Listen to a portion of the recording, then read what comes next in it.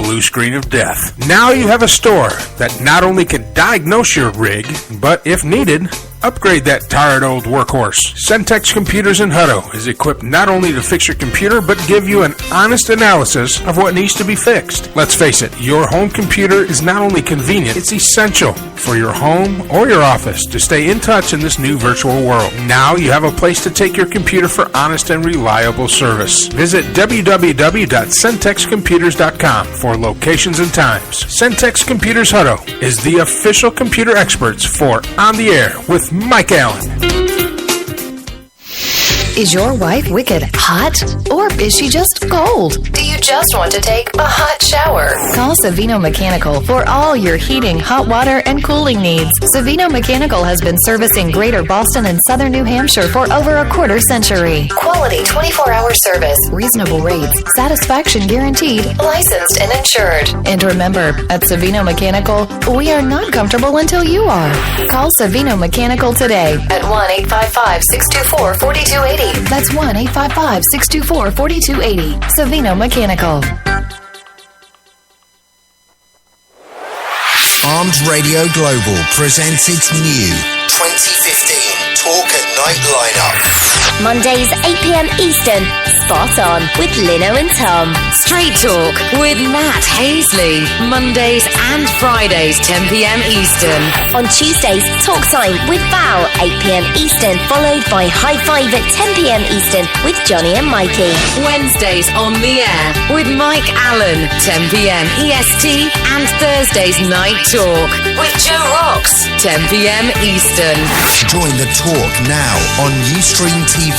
Replays on Spreaker. Exclusively on Armed Radio Global.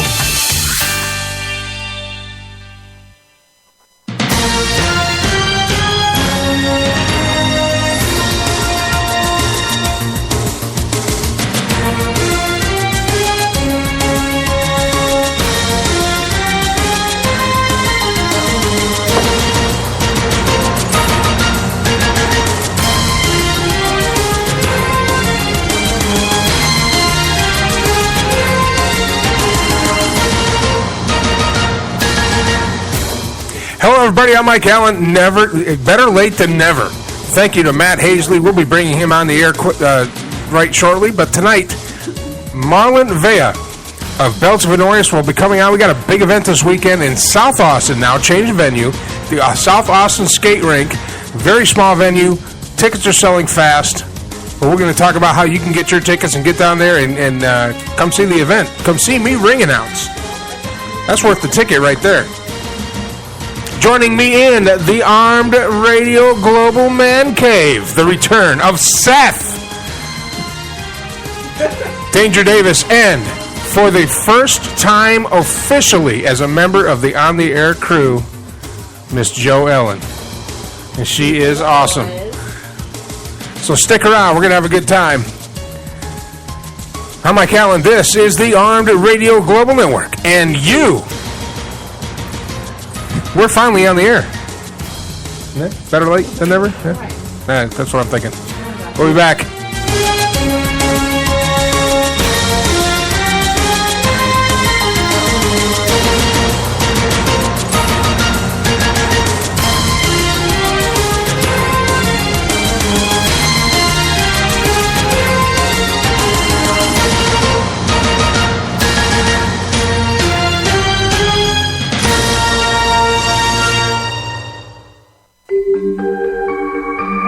Hey everybody, Heather Bumpus here. Join me every Wednesday night as we explore ghosts, spirits, and all the things that go bump in the night.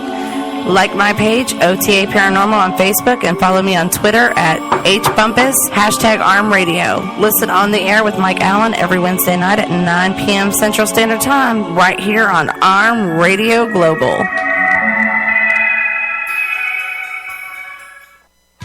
Hi! Now I know you hear Joe Rocks on their weekly restaurant reviews on Night Talk 10 p.m. Eastern. And boy, these two like to eat. Right, boys? Well, here's something to review right from your house. Eat24. That's right, Eat24.com. With over 25,000 restaurants for you to choose from when you're hungry. Many in your area. So review that, boys. Eat24.com. Click, order, and eat. Eat24.com.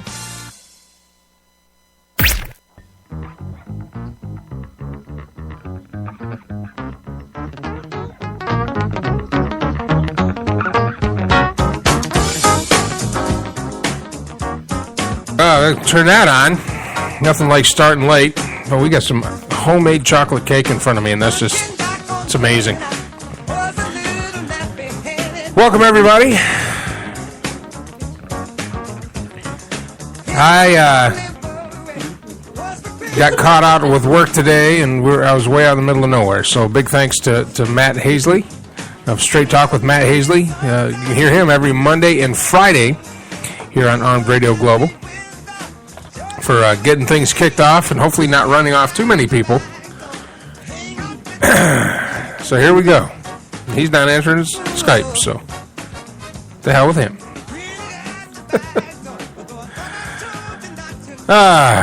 Tonight's broadcast brought to you by Eat24.com.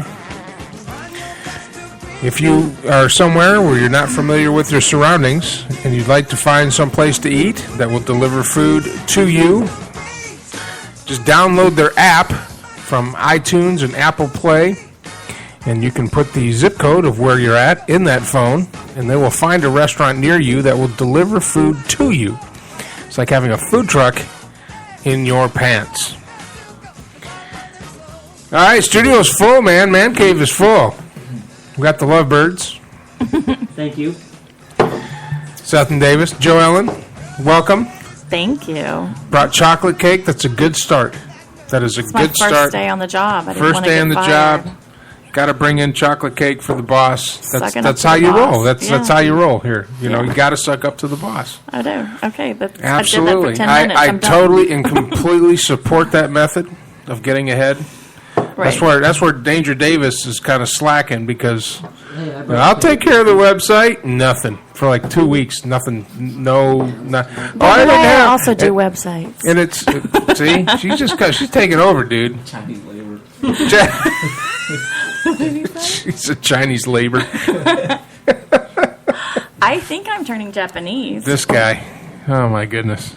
If you'd like to call into the show, write this number down, 866-225-5401 or 512-539-0357. In the next segment, we'll be talking to Marlon Vela. You're supposed to come on the very first segment, but of course I was late, so there's that. But he'll be coming on the next segment this weekend. Belts of Honorious.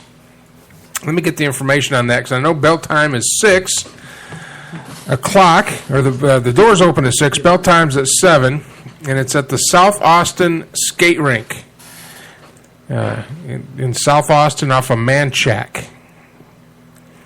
So,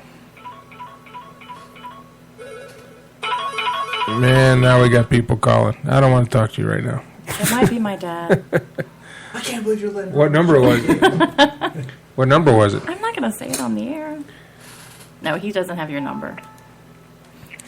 Well, speaking of which, I'm going to have to forward this one. See, we're just kind of behind right now. See, we're okay. catching up, but I got a good glass of wine. I got some chocolate cake in front of me. Made from scratch? Made from scratch by niece? Yeah, Jessica and myself made it. I initiated her into making the family chocolate cake.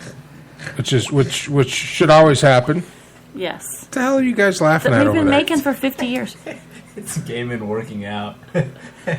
Why are you watching game? Oh, because you own a cat. I got it. No, Pat Got it. owns a cat. We own a cat together. No, we don't. So tell people that. So, which does the cat call you Dad, or does it call you Papa? Like, how does that work? I'm more stern with it. You're more stern with it. He's Uncle Seth. No, Uncle Seth, I'm telling oh. people that too. There's probably been a parade of uncles, right? I know Matt's listening right now. Hold on, Matt. Yeah, I got to set up the call forwarding. So when you call, you'll be on, since you don't want to answer Skype. Let's try Matt again on Skype. So, what time does the next segment start?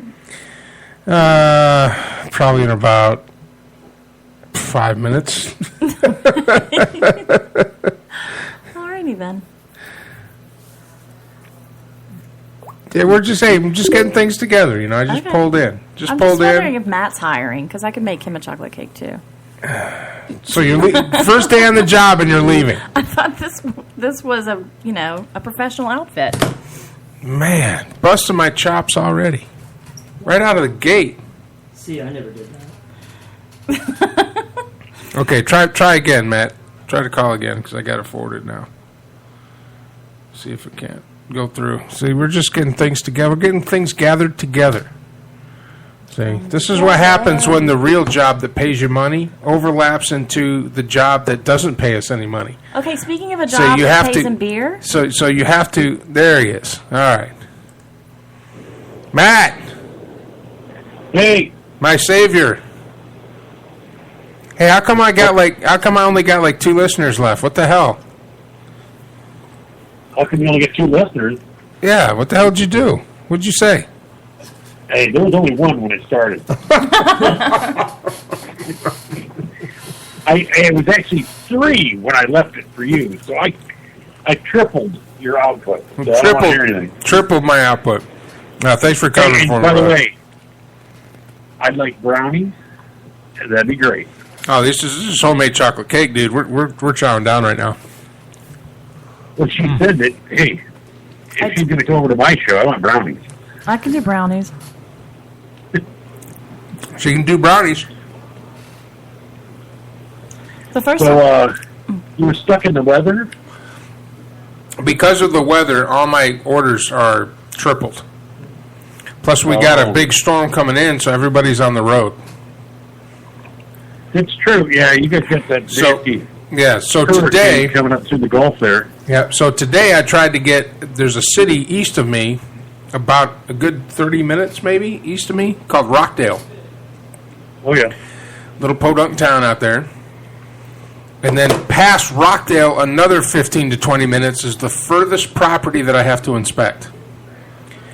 And this guy's got like a driveway that's half a mile long, and he hates people. So every time I drive up the driveway, he walks out in his front porch with a shotgun, and I wave, and then I back up, and I take a picture, and I back up, and I leave.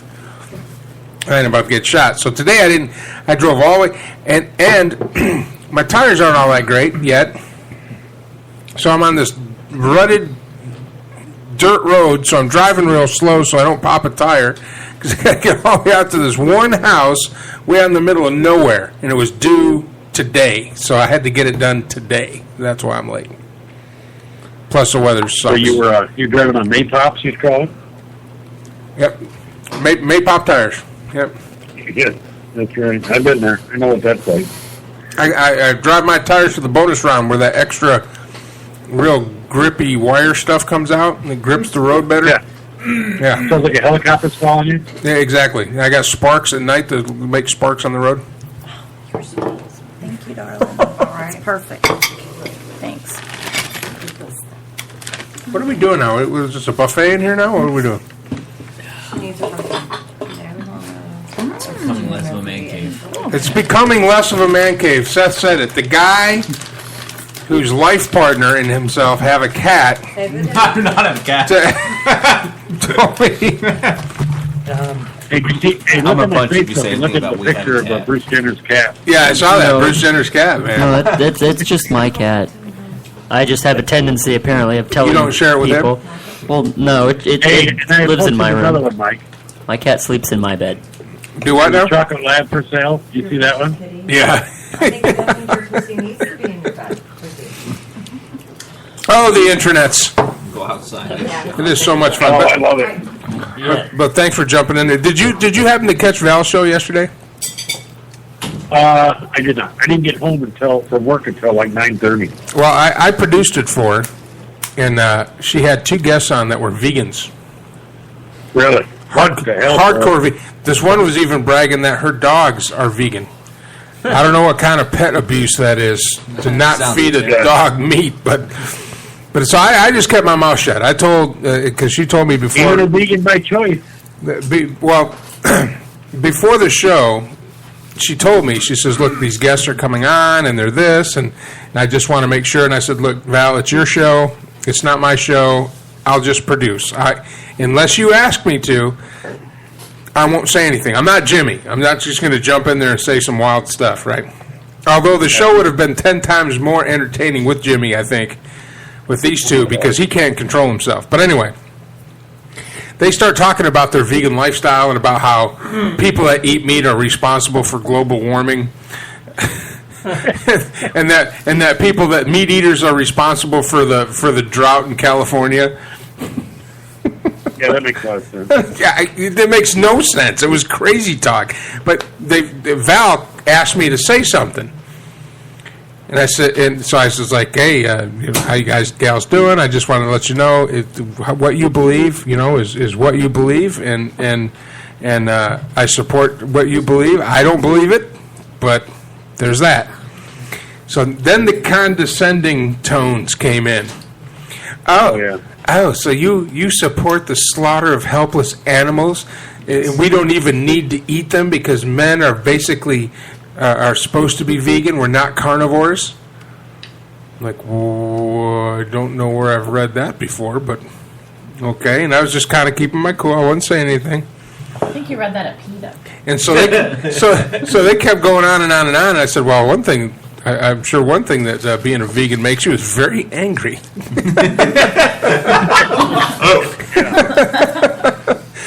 Yeah, where's all your rage come from? Not eating meat. Exactly, because we're part of the food chain. Salt and bacon, and the anger goes away. Oh, but the best one was like, well, as a hunter, how do you feel when you put that helpless animal in your sights and you're not even man enough to go up and take it out with your bare hands? You got to use a gun. And I said, well, actually, I use a bow.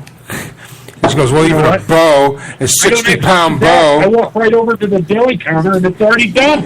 Exactly. But what I said, nothing beats the feeling of the adrenaline rush of pulling back your bow, your 60-pound compound bow, and letting loose on a deer from 20 yards away and knocking it down and getting a clean kill. I mean, it's amazing. It's an amazing feeling. It's closer with nature. And then they cut me off, right?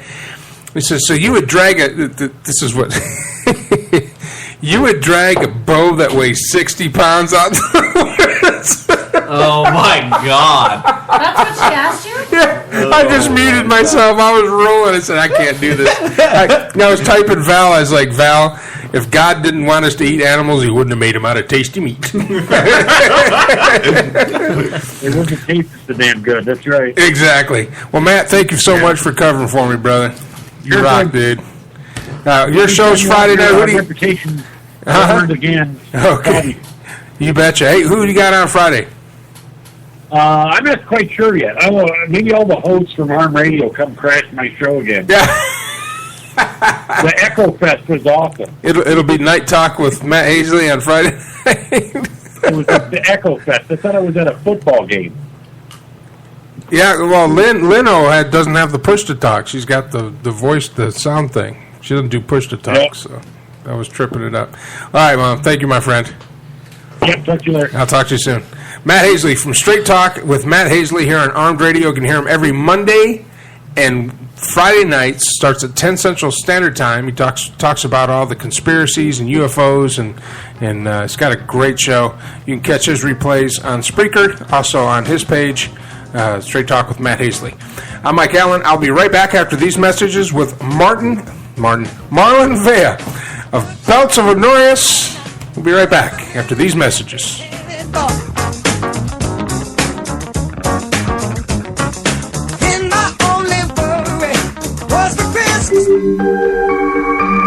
Hey everybody, Heather Bumpus here. Join me every Wednesday night as we explore ghosts, spirits, and all the things that go bump in the night. Like my page, OTA Paranormal on Facebook, and follow me on Twitter at HBumpus, #ArmRadio. Listen on the air with Mike Allen every Wednesday night at 9 p.m. Central Standard Time, right here on Arm Radio Global.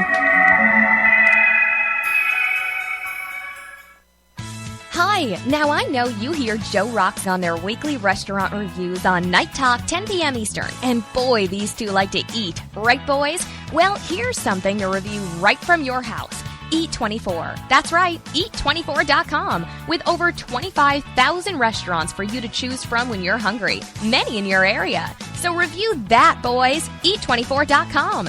Click, order, and eat. Eat24.com. Night Talk with Joe Rocks. 10 p.m. Eastern, Thursdays, is now on Ustream TV. Spreaker for replays and live. On Live 365 exclusively on Armed Radio Global. Route 106 Motors is the home of fine pre-owned vehicles. Experience a no-pressure sale with a family-friendly atmosphere. Route 106 Motors has been practicing the same simple philosophy of low prices for over a decade, and it has brought us great success. Recently, while other dealers are closing their doors, Route 106 Motors is expanding. We are a wholesale dealer, and we own the property and pay cash for all the vehicles. This allows us to sell to the consumer for a lot less than the average dealership. We are a high-volume, small-profit dealer, and we pass the savings on to you. New changes have been made at Route 106 Motors. Stop by and check out our brand-new building. Route 106 Motors, located at 569 West Street. Check our website at route106motors.com and be sure to like us on Facebook to find out about all the latest deals and savings opportunities. route106motors.com.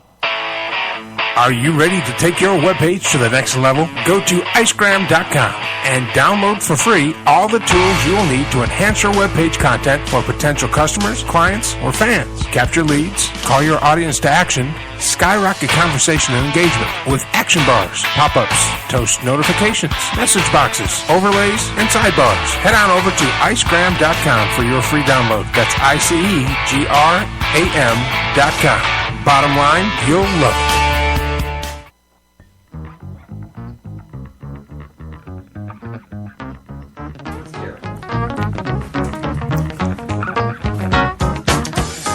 All right, folks, welcome back. And remember, tonight's show brought to you by Eat24.com. Download the app from your phone or your to your phone from either iTunes or Google Play. And then you can get food anywhere you're at. Just put in the zip code, and they'll find a restaurant that'll deliver to you. Just imagine if you're at a business meeting somewhere, and everybody else is kind of stressing out because, you know, the lunch break is only like 45 minutes long. You're in a strange city. You don't know where all the food is. You don't know where to go. You know, they're all making plans, and you just pull your phone out because you know you're on Facebook anyway during the presentation, because that's happening. Go to Eat24, find your food, set it up, pay for it, have it delivered to you, and when everybody else is running out to lunch, your lunch is walking in. You got the full 45 minutes of relaxation. Eat24.com, proud sponsor of Armed Radio Global.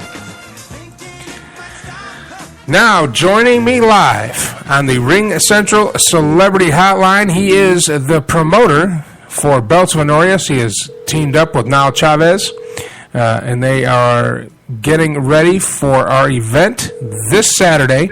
It is going to be in South Austin at the South Austin Skate Rink. Doors open at 6 p.m.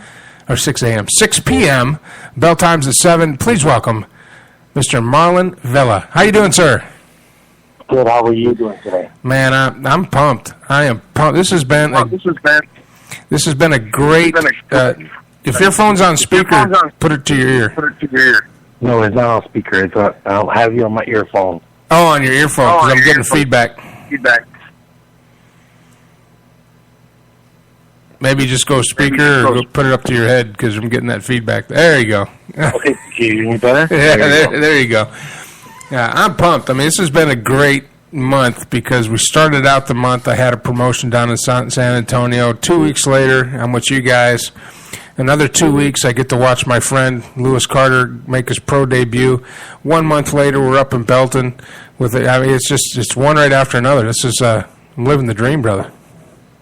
It is, and yeah, we know Louis Carter. He fought for us. He's fighting on July 11th or the 18th. Yeah, July 18th, right here in Round Rock. Yeah, Round Rock Sports event for his first pro debut, and a lot of guys start at Belts of Honorious. I mean, it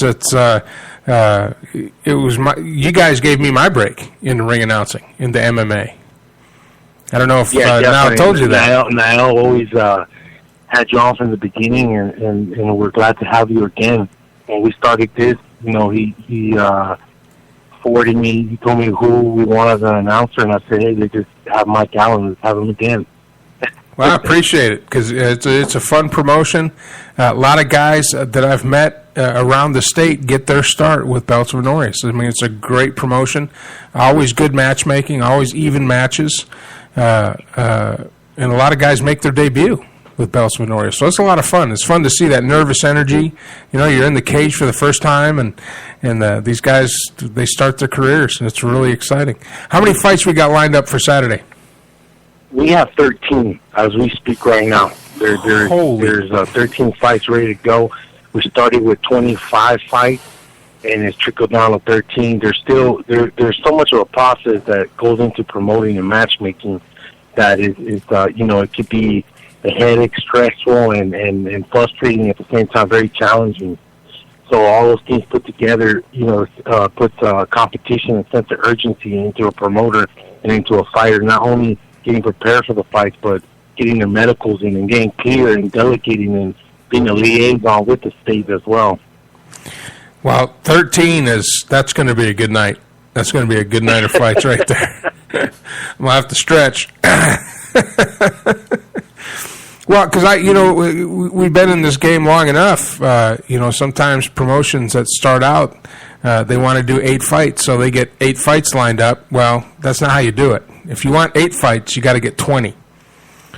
Right. And then from 20, right. 20. And that's how I came in when me and Niall Chavez decided to do this joint venture together. I came in with that experience that I've learned in other shows that I've done and I've worked with. And you take a little bit, when I got into this business, you don't know anything. You just know you have a passion to do something, and you learn and from other people, and the things that I saw is what I liked, and I thought it fit me. So whatever I learned from others, not one particular person, I took it and mixed it into myself, and that's what I do. I match high to get a good number. It's just like sales or anything else. Yep. You do something, you go high on something to get a good number because it will hurt a promotion in the end if you don't do that. Yeah, because a lot of times, because you got to have at least, what is it? The state says you got to have 7, right, to have a show. 6.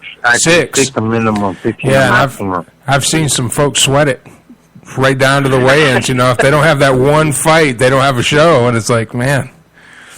I know. How many did you start with? We started with 13. If something does happen, you never know the probability of something happen, are low, but if we lose a fight or two, the probability is high. Exactly. It could be 11 or 10 fights. And something that I learned, too, just by watching, of course, I've never had to put anything together, just from the experience from being a part of it, is a lot of times the fighters will just say, hey, I ain't ready. Maybe a coach is pushing them and saying they're ready, but then, hey, when it comes up to nut crunching time, all of a sudden, I can't do this, and that's another thing that you have to face because that's human. That's a human element that you can't measure. I mean, that's not forgetting your medicals. That's just saying, nah, I can't do this. and there's a lot of people. Yeah, exactly. There's a lot of people that contact me and the promotion, the fan page, that want to go in and fight, and then at first they're very excited and wanting to do it, and when you talk to the coaches, they pull them out, or when they get closer to the date, they realize that they shouldn't have done that. They're like little kids going in a Toys R Us and going after the toy. And when they get to the point, they get their cart and they have all these toys, and they get to the point when they go to their parents, the parents says, "No, we can't take that. Can't afford it. It's not the time to do that." That's how it is with fighters going with the coaches. Yep. Their coaches are telling them, "No, you're not ready." And if it's not their coaches, it's life itself. Yeah. They have a girlfriend, kids, wife, bills, whatever situation they're in, all that comes into effect. So when a fighter pulls out, I don't get upset or anything like that. I just say, okay, thanks for the, thank you, appreciate it, because you never know when they're ready to come back. They'll come back, and they notice what you say.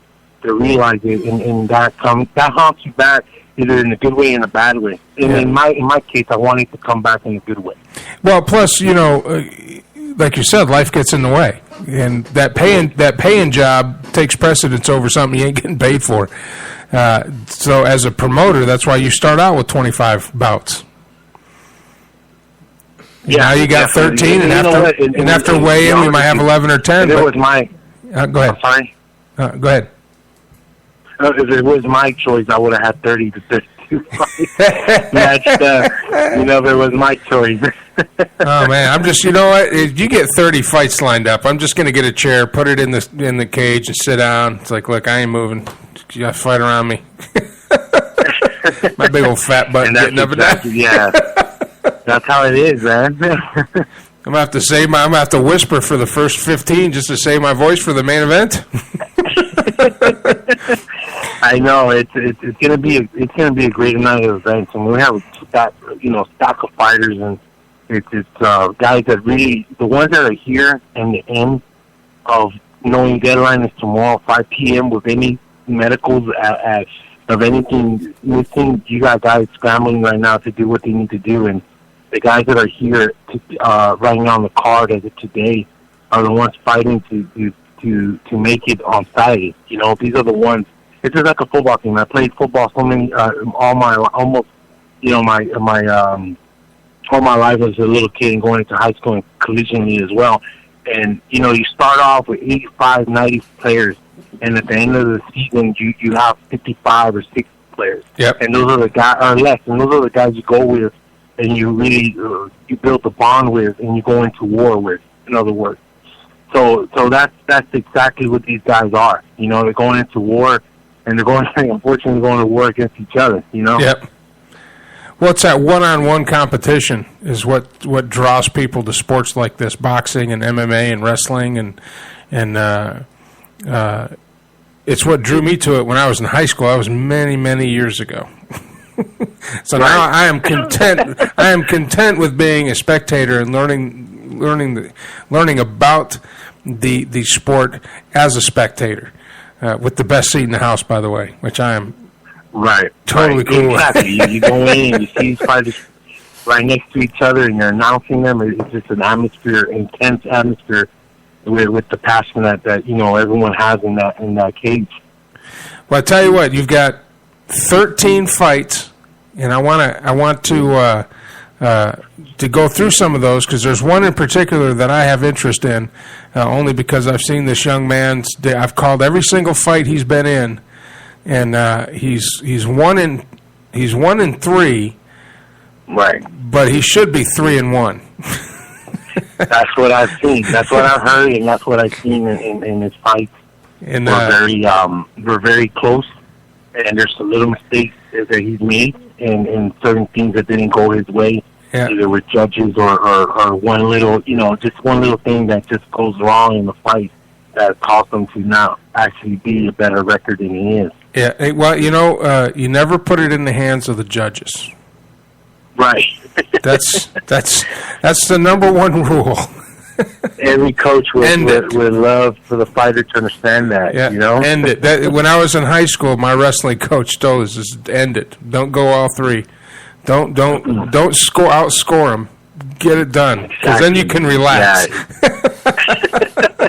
Fight to win. That's exactly what needs to be done when you walk into a mat or walk into a cage. Yeah, end it so you can relax. Yeah. I had a fight one time. The very first fight of the night, everybody was like, "Man, you couldn't get mid-card, or you couldn't get this." He says, "Dude, I'm the first fight. I just want to end it as quickly as possible so I can be drinking a beer and enjoying the show, watching you guys stress out for another 3 hours." Too much work, right? Just go all around this guy for 5 rounds. I'll be up there eating my nachos, man, and watching you guys. That's a great attitude to have. Well, all right. Well, I want to get through all that, but we're going to take an early break, because when we come back, we'll have a full segment. We're going to go through the card, and we're going to see who's fighting each other. Okay, great. So we didn't get a chance before to talk very much. You are on the same channel as my commercials. So if you have on your phone, if you can mute, that way you can move around and set the phone down and talk to your mama and eat or do whatever, and won't bleed over the commercials. And just kind of listen. When you hear me come back from commercial, we'll pick it up again. And I want to go through this card. I'm excited about 13 fights. That's awesome. That's a good. Cool. That's going to be a good night. Thank you. All right, we'll be right back with more with Marlon Vela. of Belts of Honorious. 13 fights. Doors open at 6. Get your tickets. The tickets are probably already... I'm not going to say they're sold out, but you better get your tickets. Almost. Yeah, it's not it's a very nice venue. Every seat's going to be a good seat. 13 fights. It's going to be awesome. I'm Mike Allen. This is the Armed Radio Global Network, and you're on the air. Was for Christmas what would be my door?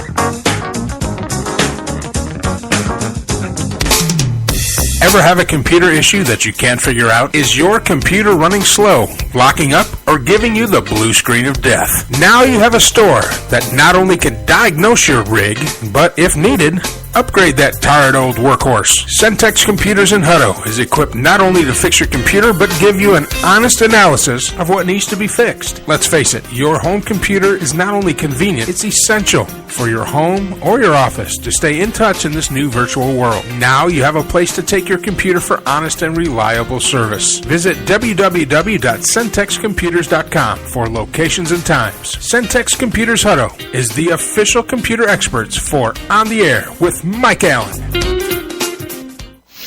Is your wife wicked hot? Or is she just cold? Do you just want to take a hot shower? Call Savino Mechanical for all your heating, hot water, and cooling needs. Savino Mechanical has been servicing Greater Boston and Southern New Hampshire for over a quarter century. Quality 24-hour service, reasonable rates, satisfaction guaranteed, licensed and insured. And remember, at Savino Mechanical, we are not comfortable until you are.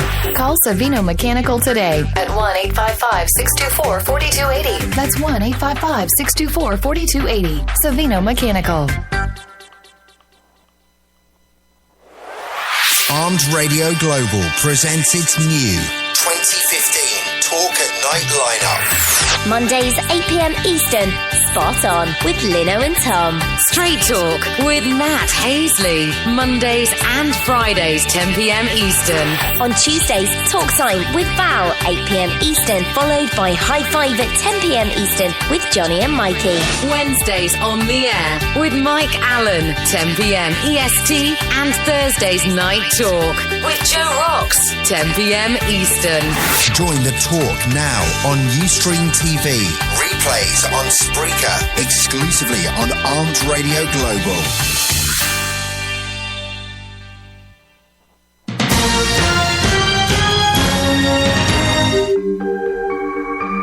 Hey everybody, Heather Bumpus here. Join me every Wednesday night as we explore ghosts, spirits, and all the things that go bump in the night. Like my page, OTA Paranormal on Facebook, and follow me on Twitter at HBumpus, #ArmRadio. Listen on the air with Mike Allen every Wednesday night at 9 p.m. Central Standard Time, right here on Arm Radio Global.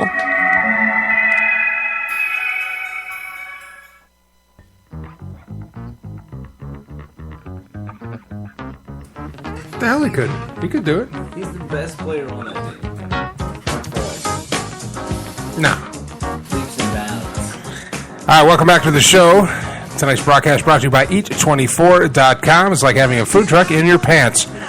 Download the app free from iTunes or Google Play.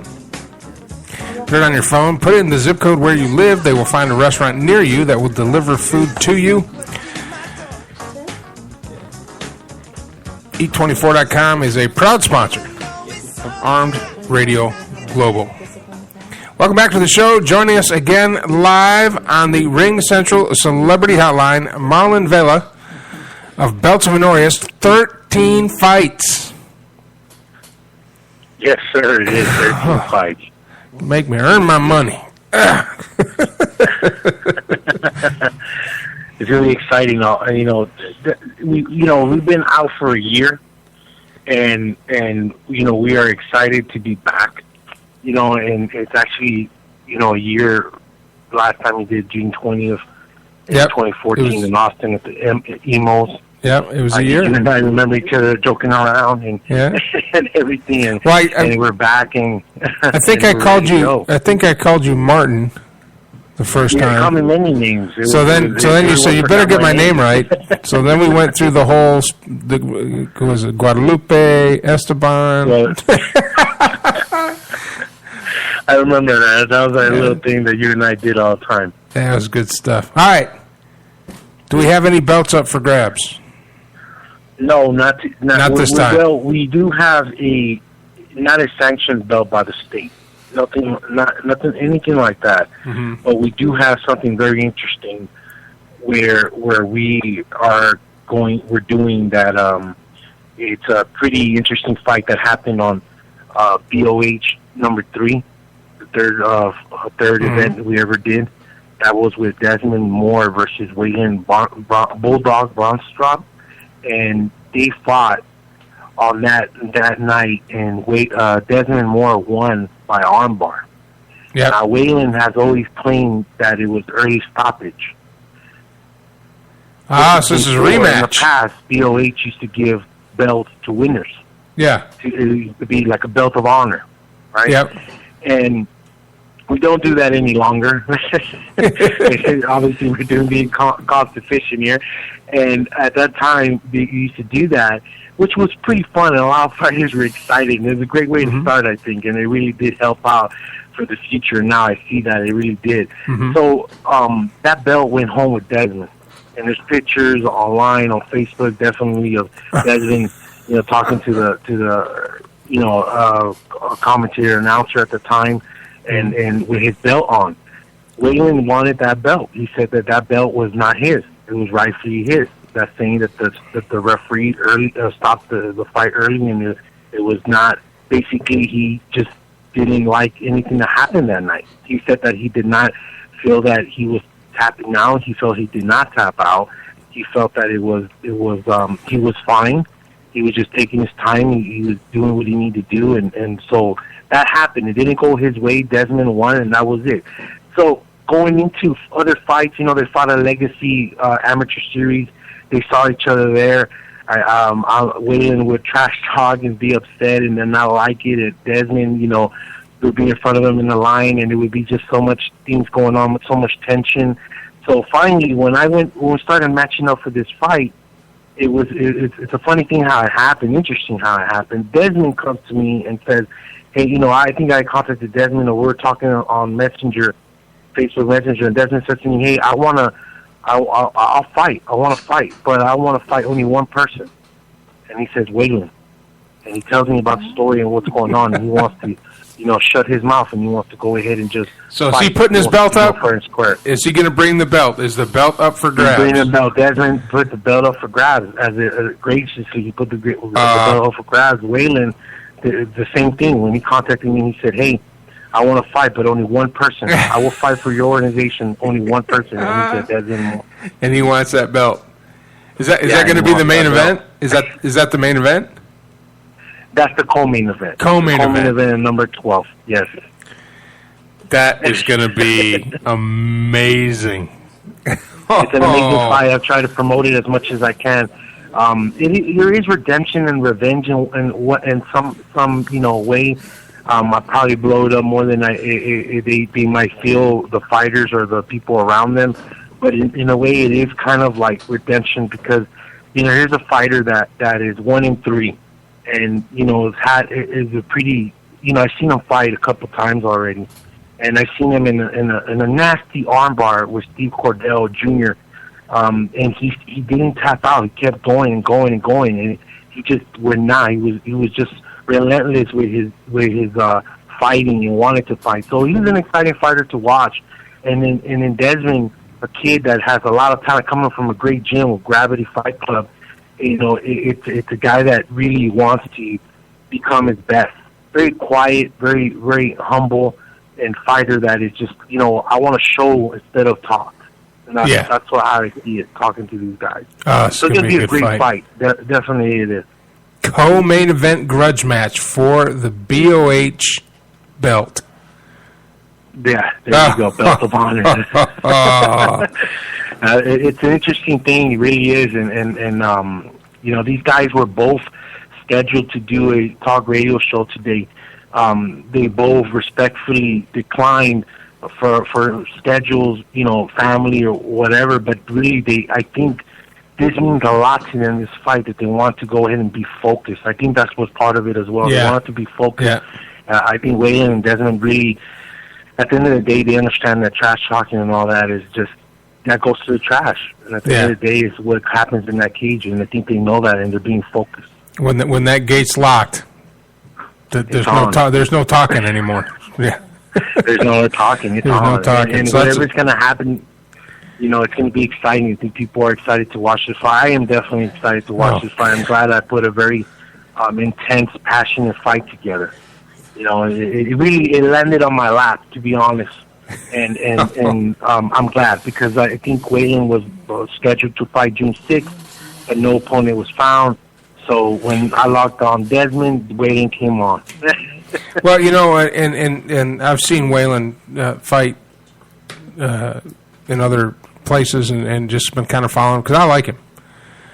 You know, I like the guy. He's got that look. You know, he's got that very intense look. One of the few people on the weigh-in so far that at the weigh-in, I was scared. I'm not even fighting anybody.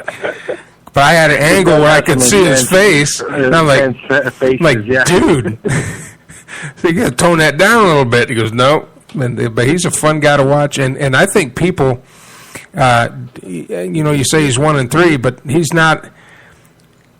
He could just as easily be 4-0. Yeah, you know, it's just things happen, and he knows that. And I think the fight. At the end of the day, you know, he's you know, it's not about the record anymore. It's about the experience, and I think he understands that. Well, people don't want to fight him. I mean, they just don't want to get in the ring with him, and that's a good reputation to have. Okay, what's our main event? Well, Desmond does. Yeah, well, Desmond does. Desmond does because he wants to go. Yeah, that's the perfect chemistry that you need for a great fight, because you know these two guys. You know, it's not going to go the distance. It's not. It might go 3 rounds, but it ain't going the distance. I mean, it's going to get to the point where they're going to say, "Look, somebody's going to end this." Right. So what's our main event? Okay, so for BOH, a featherweight main event is going to be Jonathan the Lion Leal, 4-5 versus William Boom Blair, which is, I believe, now 4-1. He won the title for Icon Productions back in May the 15th, I believe, and he won the title against Clarence Brown, and they fought in Victoria. So he's a title holder of a promotion. This time I locked in William Blair through comments on Facebook, and we spoke to his coaches, and we locked it down and made it happen. And John Leal at the time had a fight, and we could not get I think a couple guys were pulling, and it's hard once you're an amateur, and the more you have a big record of 4 or 5, or you know, it's hard. It's really hard. Some guys are beginning, they're coming in. You know, if one guy's stepping into pro, there's a bunch coming that are debuts. So it was just not unfair to put him with anyone lesser than that. But William Bloom Blair, which is a very good fighter, very good reputation out there in MMA, these two are going to go at it. It's a challenge for John. He knows that, and he's excited for it, and he's stepping up to the challenge. You know, this is something that he really wants, and we want a main event. We thought that it would be a great main event. The reason why is because they're both going to be both strikers. I mean, they know their ground game, but they're both like to go at it and throw down, and we wanted something that was going to be exciting for the fans, exciting for the audience, and for the industry of MMA, so in the local area in Austin. So that's what we're trying to do. We're trying to build it, and we really thought this main event was great for that night. Well, I've seen one of the fighters fight before, and he's very good. So that should be a very good main event, especially against a title holder. And that belt's not up for grabs, though, right? I'm sorry, no belt. Okay. No belts. This time around, there was no sanctioned belts at all. We want to start over in ranked fighters. Rank fighters 1 through 10. That's my goal after this fight. I'm going to start ranking fighters in each division. So, you know, it will create competition. It would create a lot of criticism, but it would create a lot of sense of urgency to say, I want to fight for that organization. And that's what I want. Oh, that makes sense. Absolutely. Okay, there's another fight on the card. I don't know where it lands. But this kid, I got a soft spot in my heart. for this guy. One reason is because I've seen him fight, and he was the heartbreak kid for a while. Right. His first fight, he lost, and it was one of those situations where he was actually just inexperienced. And the guy he was fighting had a little more experience, and so when he made a mistake, because what people don't understand about MMA fighting is it's a chess match. It's a lot more involved than just the brutality of the sport. It's more of a science than boxing, really, because you've got so many things going on, and you just make one little slip up, and you give your opponent. And if your opponent's sharp enough to grab that arm or get that leg tucked in just right, or get it sunk in just right, you're done, and there's nothing you can do. And that's what happened his first fight, and then his next two fights were put it in the hands of the judges.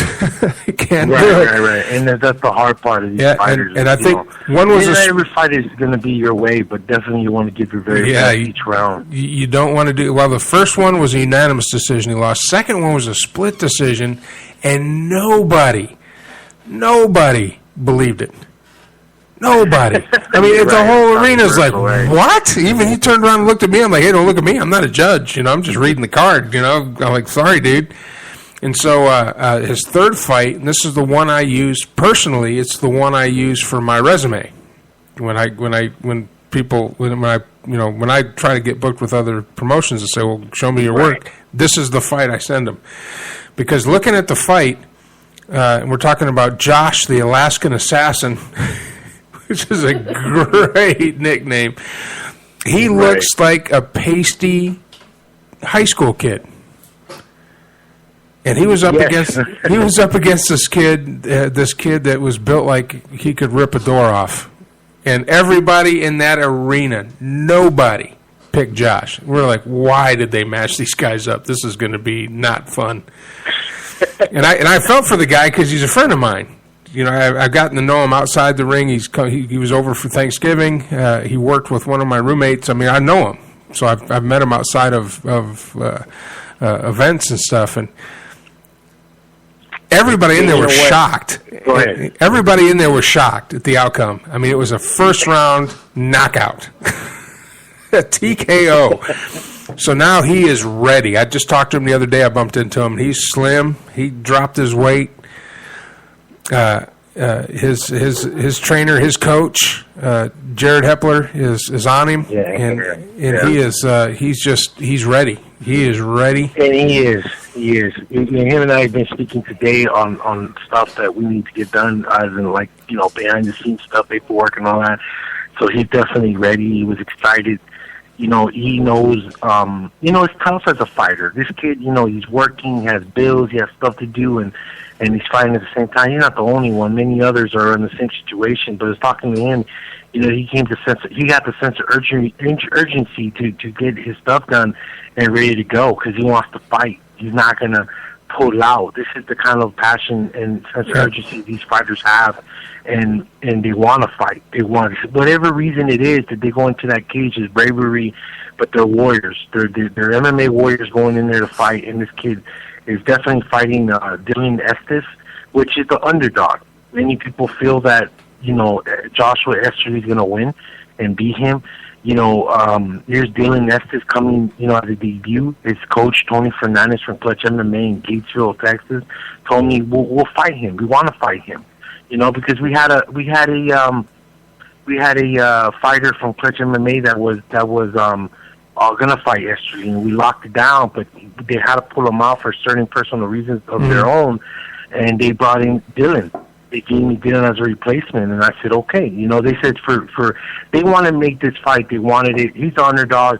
Joshua Esterly is the favorite, and definitely it's going to be a good fight. People want to know, this is a good show for Esterly to show what he has, within his heart, and this is a good opportunity for Dylan to, and he's young. He doesn't understand the whole thing. He probably won't, but he understands going into that cage, but he'll learn one way or another what's going on. But one thing I do know is that he has an opportunity to just shut everyone down and say, hey, look, this is who I am. I'm ready.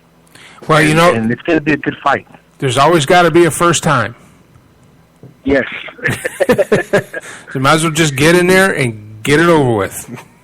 Right. And I want to go over the card if that's not, want to give the respect to each fighter. Yeah, if that's okay with you. Absolutely. We are into another commercial break. Can you hang around for one more segment? I know we got a late start today, and that was my fault. The job that pays money. Right. I mean, this is my passion. This is what I enjoy doing, but it's not quite paying the bills yet. Right. So let's break for a commercial. When we come back, we'll go through the rest of the card. Talking to Marlon Vela of Belts of Honorious to this weekend. What is it? Belts of Honorious 7. No, it's really number 9. 9. But we try to move away from that number 9 stuff. We just call it BOH. BOH. Belts of Honorious. That's all we're doing. Sounds good. We'll be back with more. Marlon Vela. Gustavo Vela. Many names. All right. We'll be back after these messages.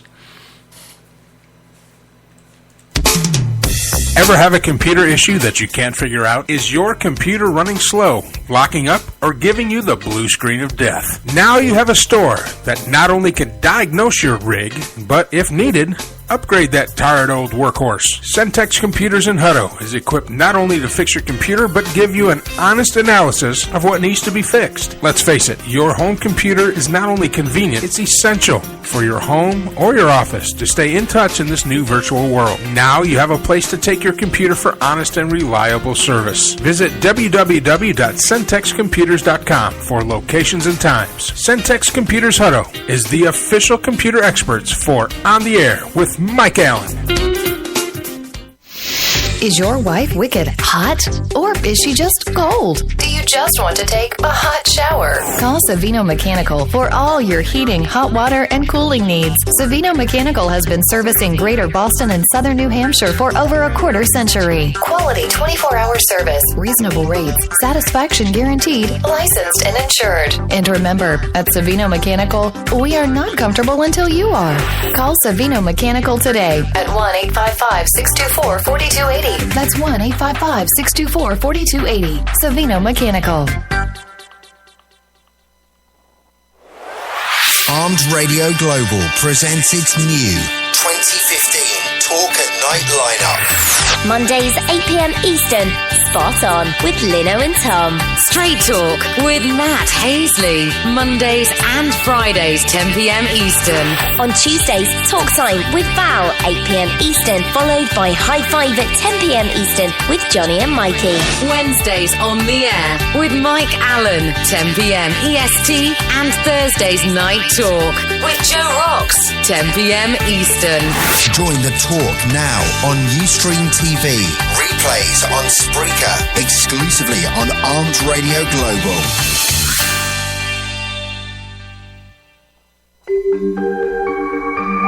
Hey everybody, Heather Bumpus here. Join me every Wednesday night as we explore ghosts, spirits, and all the things that go bump in the night. Like my page, OTA Paranormal on Facebook, and follow me on Twitter at HBumpus, #ArmRadio. Listen on the air with Mike Allen every Wednesday night at 9 p.m. Central Standard Time, right here on Arm Radio Global. Route 106 Motors is the home of fine pre-owned vehicles. Experience a no-pressure sale with a family-friendly atmosphere. Route 106 Motors has been practicing the same simple philosophy of low prices for over a decade, and it has brought us great success. Recently, while other dealers are closing their doors, Route 106 Motors is expanding. We are a wholesale dealer, and we own the property and pay cash for all the vehicles. This allows us to sell to the consumer for a lot less than the average dealership. We are a high-volume, small-profit dealer, and we pass the savings on to you. New changes have been made at Route 106 Motors. Stop by and check out our brand new building. Route 106 Motors, located at 569 West Street. Check our website at route106motors.com and be sure to like us on Facebook to find out about all the latest deals and savings opportunities. route106motors.com.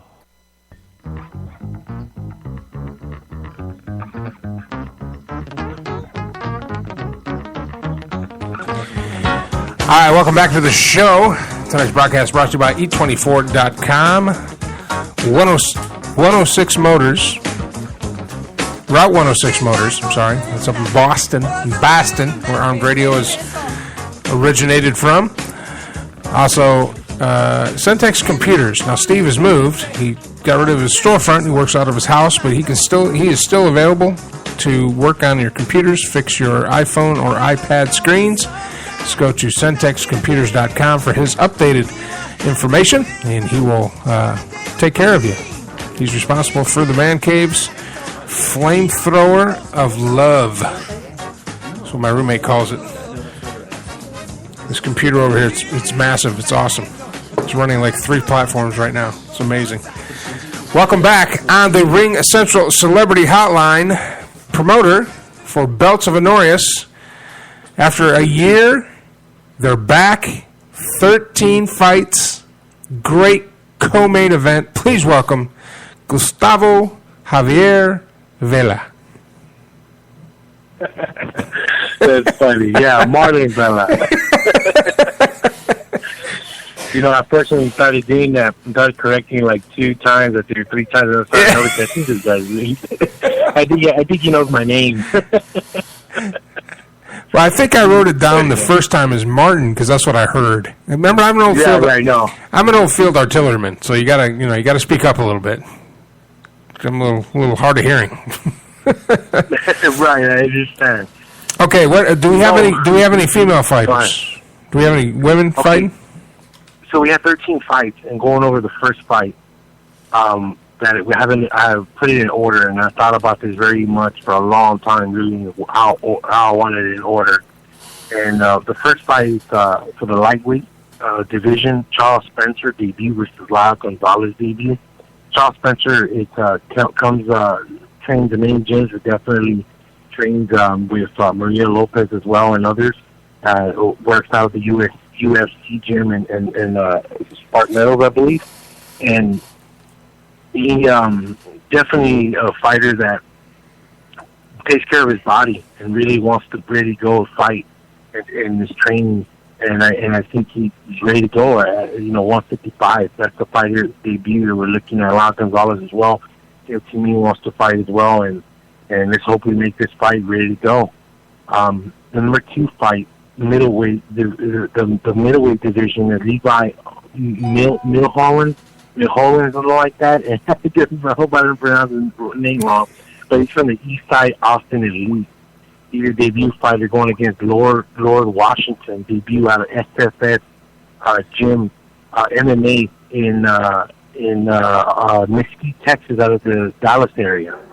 He definitely is a very high praise for his gym and his coaches, the members there. He has, I'm not, before in previous fights to try to match him, I could never do it.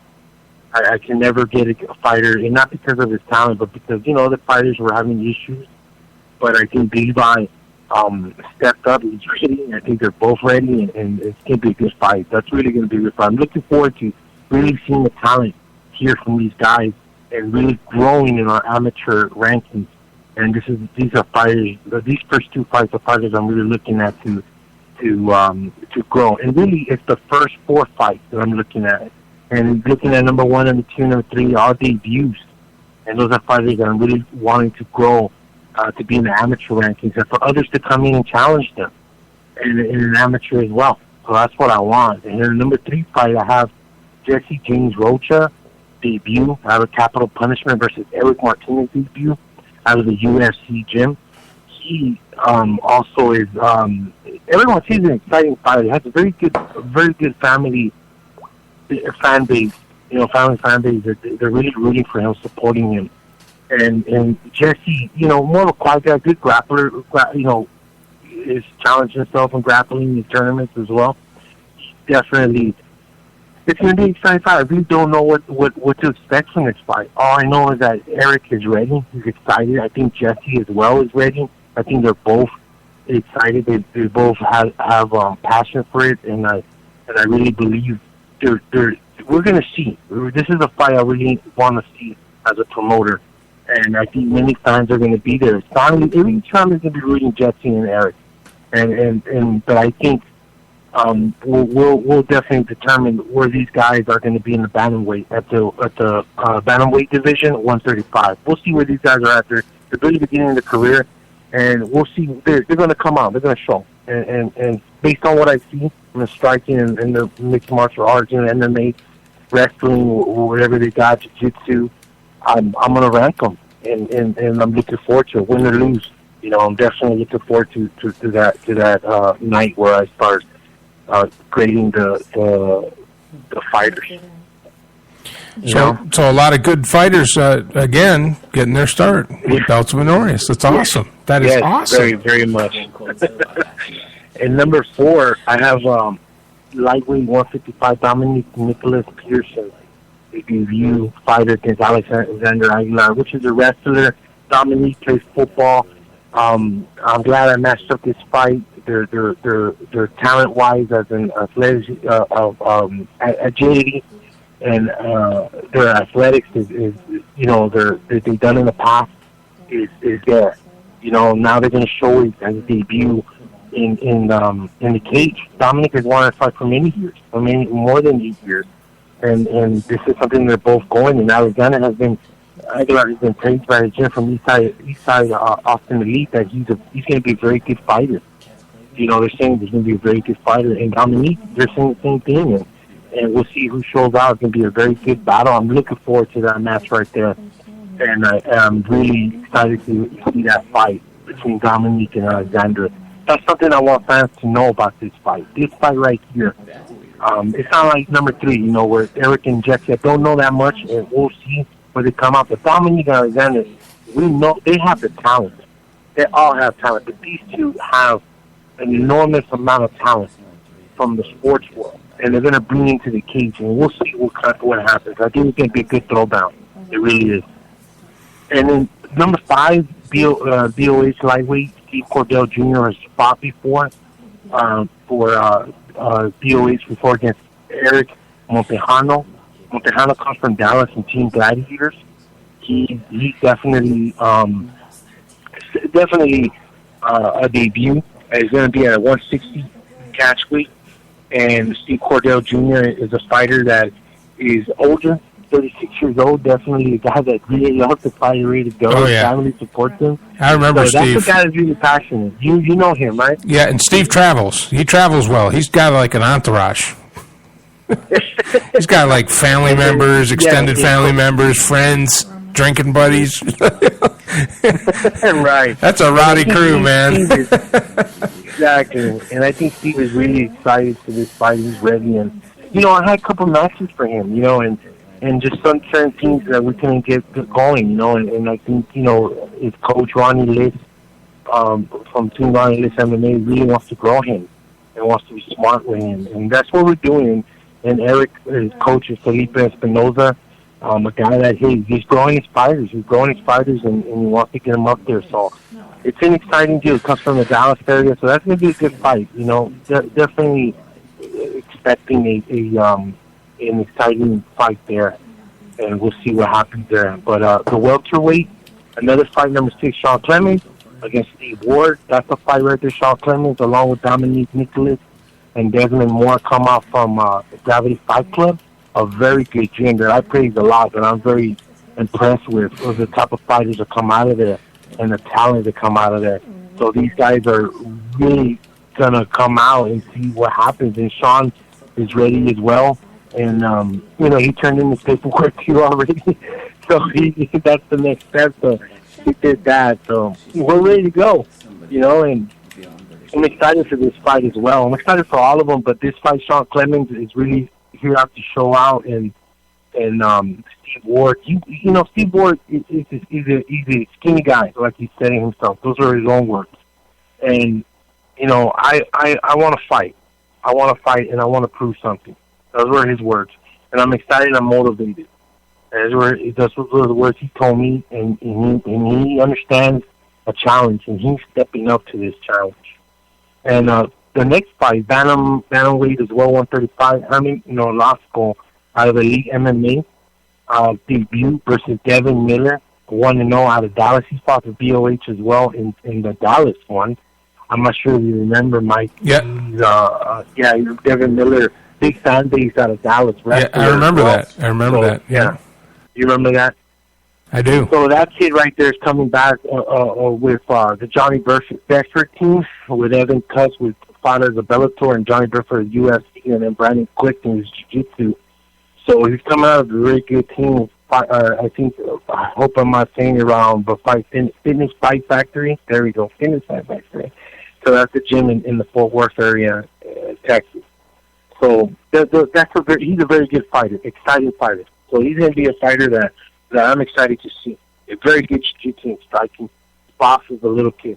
So it's going to be a challenge for Herman, but definitely Herman said, "Hey, I'm ready. Let's go."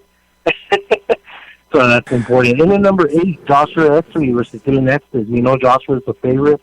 Dylan is the underdog. And Joshua's just, he needs to go in there and prove that he is the favorite, that he should have been the favorite from the beginning. And Dylan is a guy that's going to go in there and put on a show and show what he got, and to win. So that's important. So that's a very good fight. It really is. And Joshua's ready. And Joseph Carnavas at the lightweight division versus Cesar Garcia. Garcia, fought here. I matched him up when I was working with other promotions with in November in Dallas. Fought a very good fighter, Rogelio Contreras, a coming up fighter right now that I would look at on the card in the future. And Cesar Garcia, winning him and that guy went toe-to-toe. And looking at Joe's Carnavas film, he's very good at jiu-jitsu. And he could become an overall fighter. And these two fighters, Joe is one-on-one, Cesar is one-on-one. So we'll see what happens there. We'll see what these guys are going to come up with, And it's exciting to know. I really want to rank them and put them on. I want to grow them as amateurs and then put them into our pro card as well. So that's my goal. That's my ultimate goal, because these guys, I want them to know that our promotion is not just about ticket sales and profit or this and that, or about the propaganda, the marketing, the promoting stuff. It's about growing the fighter. That's what I'm all about growing the fighter, becoming the fighter. Because growing the fighter, people come to watch, and we want to create new fans. We want fans to be saying, I saw on social media, who is this guy? And I want them to research and see things on them. And these guys sometimes, the only thing I want from them is pictures and videos. I can't get that much from them. It's hard. I know, not every fight is the same. But the ones that get it, great. But those are the ones that get it are the ones that already been experiencing the fight. These guys are still beginning, but I want these guys to understand that this is a business, and it's their business to fight, and they're doing it for a reason. But I'm definitely looking forward for every fighter to fight on this card. And I want to grow them and make them better. This is a good promotion to start with. I mean, you guys do a heck of a job matching them up. I know Now was doing that. He was very passionate about it. Obviously, I can feel the passion coming through. Just talking to you, just going through this card. You're proud of the fighters and you're proud of your matchups. Do we have any female fights? No, we do not have female fight. We had a female fight. We had 2 matched up, but we could not. Just not. We couldn't close agree on opponent, and we couldn't agree on some stuff where paperwork was not turned in. We just couldn't do it. Yeah, just couldn't do it. We just had to cut the fight. Yeah, it was one of the ones from the 25. But that's what we plugged in more. We plugged in more, and that's just how I do it. I build relationship with these fighters. Marlon, yes, I would love to do it. Dallas fighters know me here. Not all of them, but there's 60-plus schools here, and a lot of them know me and contacting me. The ones that know me, they really want to be a part of it, and I'm willing to give them a shot and fight against guys from Austin. And guys from Austin are willing to take that challenge. And, that's what I'm doing with the 10th bout, bantamweight. Brandon Little, 1-2 versus Manuel Corral, 2-1 actually. They're fighting together, in number 10 bout, and they are.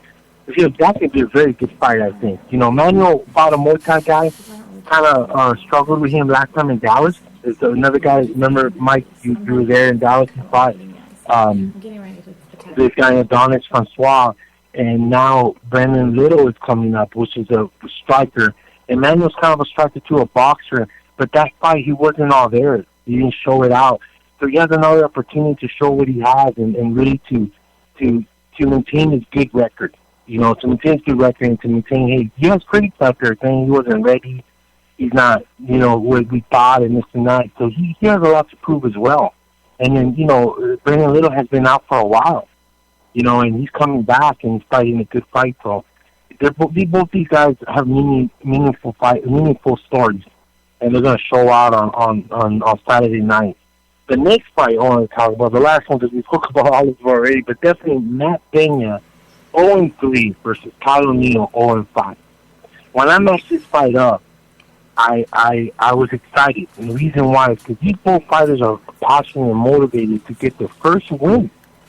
Their first win. I've seen Pena fight twice already.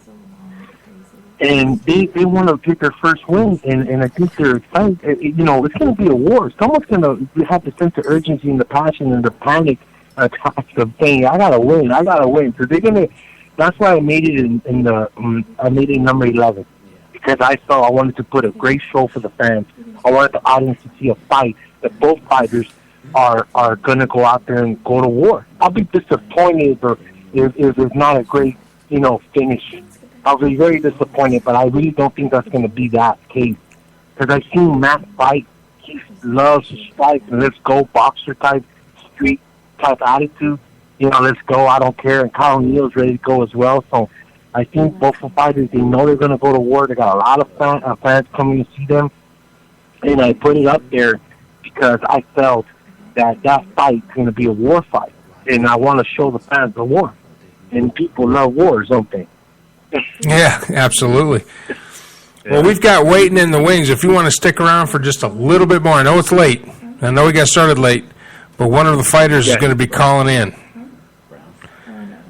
He wants to call in, so he's going to wait till after the commercials and call in. You confirmed that already? I confirmed it already. He's chomping at the bit right now. Good. And I'm not going to tell you who it is. You'll have to wait. All right. Let's take a quick commercial break because we're running a little bit late into this commercial break. Quick commercial break. We'll be back with more with Marlon Vela of Belts of Honorious and one of the fighters which you'll be seeing this weekend at the South Austin Skate Park. I tell you, this is going to be, it's worth the wait. There's too much time between events, but it's worth the wait. We'll be right back. I'm Mike Allen. This is the Armed Radio Global Network, and you are on the air. Hi, now I know you hear Joe Rocks on their weekly restaurant reviews on Night Talk, 10 p.m. Eastern. And boy, these two like to eat. Right, boys? Well, here's something to review right from your house. Eat24. That's right, Eat24.com. With over 25,000 restaurants for you to choose from when you're hungry. Many in your area. So review that, boys. Eat24.com. Click, order, and eat. Eat24.com. Night Talk with Joe Rocks. 10 p.m. Eastern. Thursdays is now on Ustream TV. Spreaker for replays and live. On Live 365 exclusively on Armed Radio Global. Is your wife wicked hot? Or is she just cold? Do you just want to take a hot shower? Call Savino Mechanical for all your heating, hot water, and cooling needs. Savino Mechanical has been servicing Greater Boston and Southern New Hampshire for over a quarter century. Quality 24-hour service, reasonable rates, satisfaction guaranteed, licensed and insured. And remember, at Savino Mechanical, we are not comfortable until you are. Call Savino Mechanical today at 1-855-624-4280. That's 1-855-624-4280. Savino Mechanical. Are you ready to take your webpage to the next level? Go to icegram.com and download for free all the tools you will need to enhance your webpage content for potential customers, clients, or fans. Capture leads, call your audience to action, skyrocket conversation and engagement with action bars, pop-ups, toast notifications, message boxes, overlays, and sidebars. Head on over to icegram.com for your free download. That's icegram.com. Bottom line, you'll love it.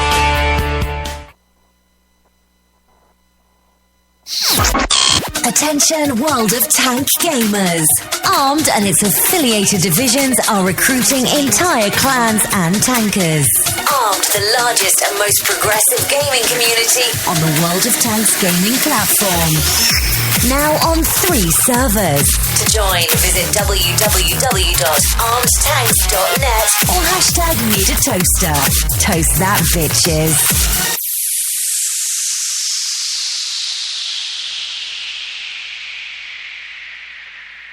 Route 106 Motors is the home of fine pre-owned vehicles. Experience a no-pressure sale with a family-friendly atmosphere. Route 106 Motors has been practicing the same simple philosophy of low prices for over a decade, and it has brought us great success. Recently, while other dealers are closing their doors, Route 106 Motors is expanding. We are a wholesale dealer, and we own the property and pay cash for all the vehicles. This allows us to sell to the consumer for a lot less than the average dealership. We are a high-volume, small-profit dealer, and we pass the savings on to you. New changes have been made at Route 106 Motors. Stop by and check out our brand-new building. Route 106 Motors, located at 569 West Street. Check our website at route106motors.com and be sure to like us on Facebook to find out about all the latest deals and savings opportunities. route106motors.com.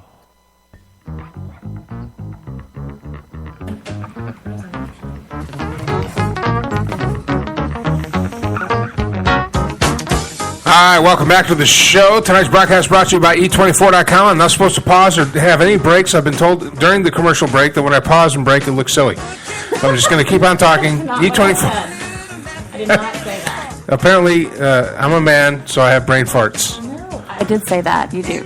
Is this even on? Yeah, it's on. Okay, well, you don't have your headphones on. I don't See, have my headphones. You're going to bust my chops I'm for so not. new. See, this is what I have to deal with, Marlon. This is it. This is my life. I can't even buy good help for this so they come non-paying into a radio studio with Doritos. with chips. Yeah, that's great. Yeah. That's going to be great. All right, welcome back on the Ring Central Celebrity Hotline, Mr. Marlon Vela. And calling in now, one of the fighters who we will be seeing this weekend, ladies and gentlemen, Joshua, the Alaskan Assassin Easterly. How's it going, guys? How you doing? Oh, not too bad. I'm never going to get old of hearing that now. Yeah, I surprised you the first time. Well, I do apologize. I had no idea that was coming, but hey, I'm growing on it. It's growing on. You got T-shirts now. Yep. Well, Marlon and I were talking about it earlier. Welcome back to Martin Vela from Belts of Honorious, and one of our fighters, Joshua Easterly, making his debut at Belts of Honorious from Chasm Elite up in Belton, Texas. Definitely. So we were talking earlier about his fight. Josh, what do you got to say? Yeah. Are you ready? Yes, sir. How are you feeling? I'm feeling great. This is actually, I was a little worried about this weight cut getting down to 170. You know, normally I was fighting at 185. My last fight was a catch weight between 170 175. This will be my first fight at the true 170 weight division. But I'm excited. I'm right on point, right where I need to be. Fight camp's been going great. I mean, I've got a good team.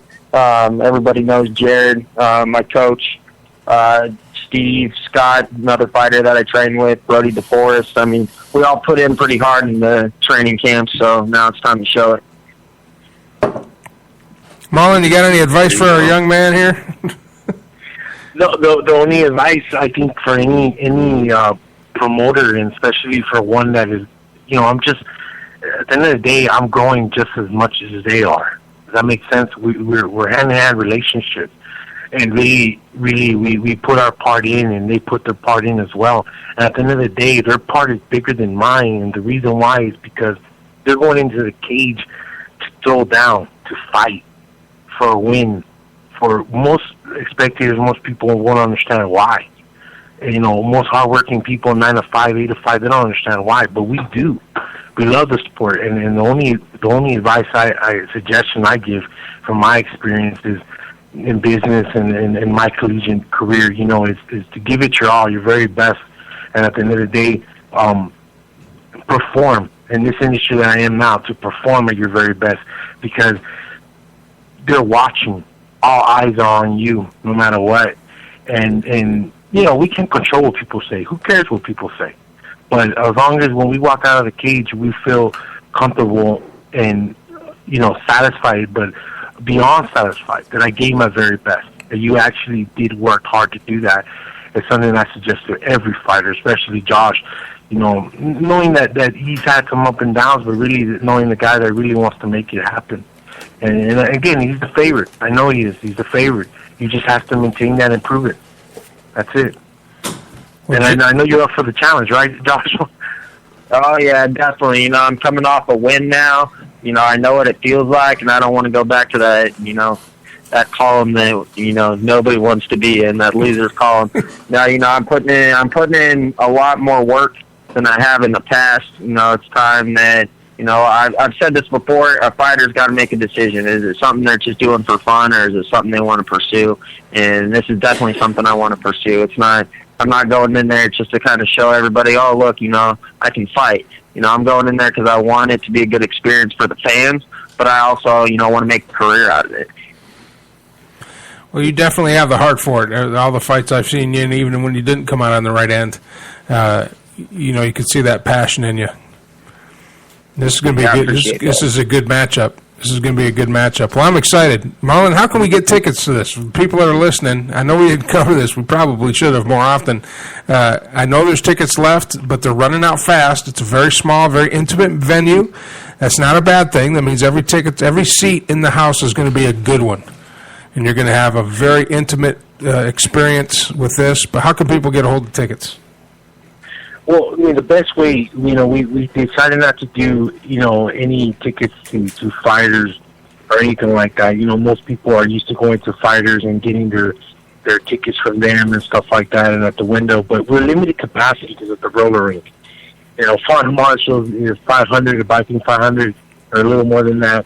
I'm really pushing it there, but around there to get into the facility. So tickets are online. Okay, definitely at the www.boh.com, and right there people could go ahead and get their tickets. And it's better that we want it through social media. Everyone, see, a poster and a flyer doesn't go with a fan or an individual. Their phone does, and Facebook and Twitter is always along their way in their pocket as well. So I wanted to go there. It's it's definitely sorry that I gave the wrong website, but it's really squareup.com/market/BOH-MMA. Again, squareup.com/market/BOH-MMA. It's the website for tickets to go ahead and get online. And their tickets will be at the window, at the wheel call. And so that's the best way we're doing it right now. So I really want fighters to push that link, and they've been doing that. And I want fans to come and watch these fighters. You know, and I want to grow them. I want to get them better. I want to be a very good organization. There's going to be other competition coming in. That's part of the game. I can't control that. But I know what I do is pretty good when I compare it to other organizations. And if I don't, I learn from them and I get better. And there's nothing wrong with that either as well. Well, good deal. Well, Josh, good luck Saturday, brother. All right, I appreciate that. Hey, real quick, just for everybody listening, you guys can go on to my sponsor's website. It's yourfight.com, and it's URFIGHT, but yourfight.com, and you can actually get my official walkout through these guys, my walkout shirt. It'll say Your Fight on the front, and then the Alaskan Assassin on the back. Just want to see everybody out there support me wearing those shirts, get some pictures with me before and after, and be ready to watch an exciting fight. Well, I'm ready. I cannot wait. It's been too long. Good deal. Quick, if I could say one more thing, $25 general admission will go up on the day of the fight at $30, $50 cage side up front. Basically, that's what I'm saying. Cage side tickets $50, $100 for VIP. So we're really pushing this event. It'll be great to support Austin fighters. It'll be a great competition and challenge for some, but definitely it's something that we're looking forward to growing, and I'm excited to be part of his organization. And for the future. Okay, and we are making another show August the 8th, Pro Ami show in Austin, Texas. And I am working on that now. Anyone that is interested, definitely hit me up on Facebook or call me at 469-262-9048. I'm putting it in my calendar now. Yes, that's one thing I'm looking forward to be a pro Ami. I have a lot of interest right now in pros and amateurs as well. So, you know, whoever wants to come up, let's go. You know, wants to fight, wants to grow, wants to get better with us. Let's do it side by side. I'm ready for it. Nothing wrong with that. Good deal. People don't know who I am, but I am very relentless. There you go, see? There you Good go. deal. Good job. Got one for the amateur rank. Well, good deal. We've been talking to Marlon Vela of Belts of Honorious. That's this weekend, South Austin Skate Rink. Tickets are online. You got the link. I'm going to put the link up on the show page. Marlon, go ahead and text that to me or send it to me on Facebook, and I'll put that up on the show page for people that will listen to this podcast, that listen to it. They don't listen to it live. They listen to it later. Also, Josh Easterly, one of the fighters, good fighter. He's going to have a good fight. And I'm excited to see him in the ring, in the cage again. Fellas, thanks for coming on the show tonight. We'll see you this weekend, guys. All right, you guys have a good one. All right, Marlon. See you this weekend, brother. Marlon Vela and Josh Easterly. Joshua, the Alaskan Assassin. Good kid. That was fun. Everybody, you guys checked out. You're eating chips over here. He was really passionate. I loved listening to him. I tell you that the Belts of Honorious promotion was the one that gave me my break from pro wrestling to MMA. Really? Yeah, and that's well, that was a nice blast from the past. So and they stopped running a year ago, and had to get some things reset. Now he's coming back. Both Niall and Marlon are very passionate about MMA and very passionate about helping fighters get started. So that's why we have so many debut fights. Yeah. Yeah. So and Marlon's a great guy. He's he really loves to. He's got that giving spirit. So he's going to go in. He's going to find people. He's going to find people that have a passion for this, and he's going to link arms and say, "Look, let me help you get to your next level." Right. Because he's old like me. Ancient. Like 20 years ago. Okay. So I'm almost 50. I'm not getting in a cage to fight anybody. So would he talking to the mic? Put it near your face. Would he let Patrick and I you lean here close to me. would he let Patrick and I get drunk and go at it? No. Now, that's not UFC from like 1991. This is that's how that works. what this has turned into, and it's really an interesting genre, is what UFC has evolved into. Is it's a legitimate, when these two fighters get in there, it's a chess match. But unlike boxing, where you have a chess match when you're playing with... What's a chest match? A chess match is move, counter move, not chest, chess. Chess. Like Not the game titties. chess. Okay. Oh, wait, we can't use that word yet. I Sorry. thought you were saying chest, like as in a... No, it's a chess match. Chess. You know, Chess you got match. move, you got counter move. If he does this, I got to do this, and Right. and so it's the very judges interesting. judge that? Well, they judge on They takedowns, judge- they judge escapes, strate- fights. I mean, do they judge strategy? No, Okay. They No. judge the result Striking, of... They yeah. judge the result of strategy. the end result of a well planned strategy is a strike. You get a point, or a takedown, or an escape. Okay. If they go from a submissive posture to a posture where they're in control, then that's a point. So there's a point system, but you never want to put it in the hands of the judges. You want to take care of it early. Right, I heard you say that. Yep. You want to make it decisive enough that the judges really have no... Well, you got to end it, either TKO, knockout, or submission, and then the judges don't say anything because you won. Submission, and tell me about submission in that arena. A submission is when you get somebody to tap out or to give up with a hold, or it's you choke them out, they pass out. What is that noise? That's a dog trying to get in. Okay. 'Cause Wait, they do pass. They really do pass out. Oh, yeah. They really They get a rear naked coach. lose. That's why the ref has to stop half of them. They get a rear naked chokehold, and the ref picks the arm up and it Rear falls. naked chokehold. Yep. They're not naked. I mean, that's I know that's that. the name I of it. understand Yeah. that. Pretty risque terms, but Yeah, I get it. Yep.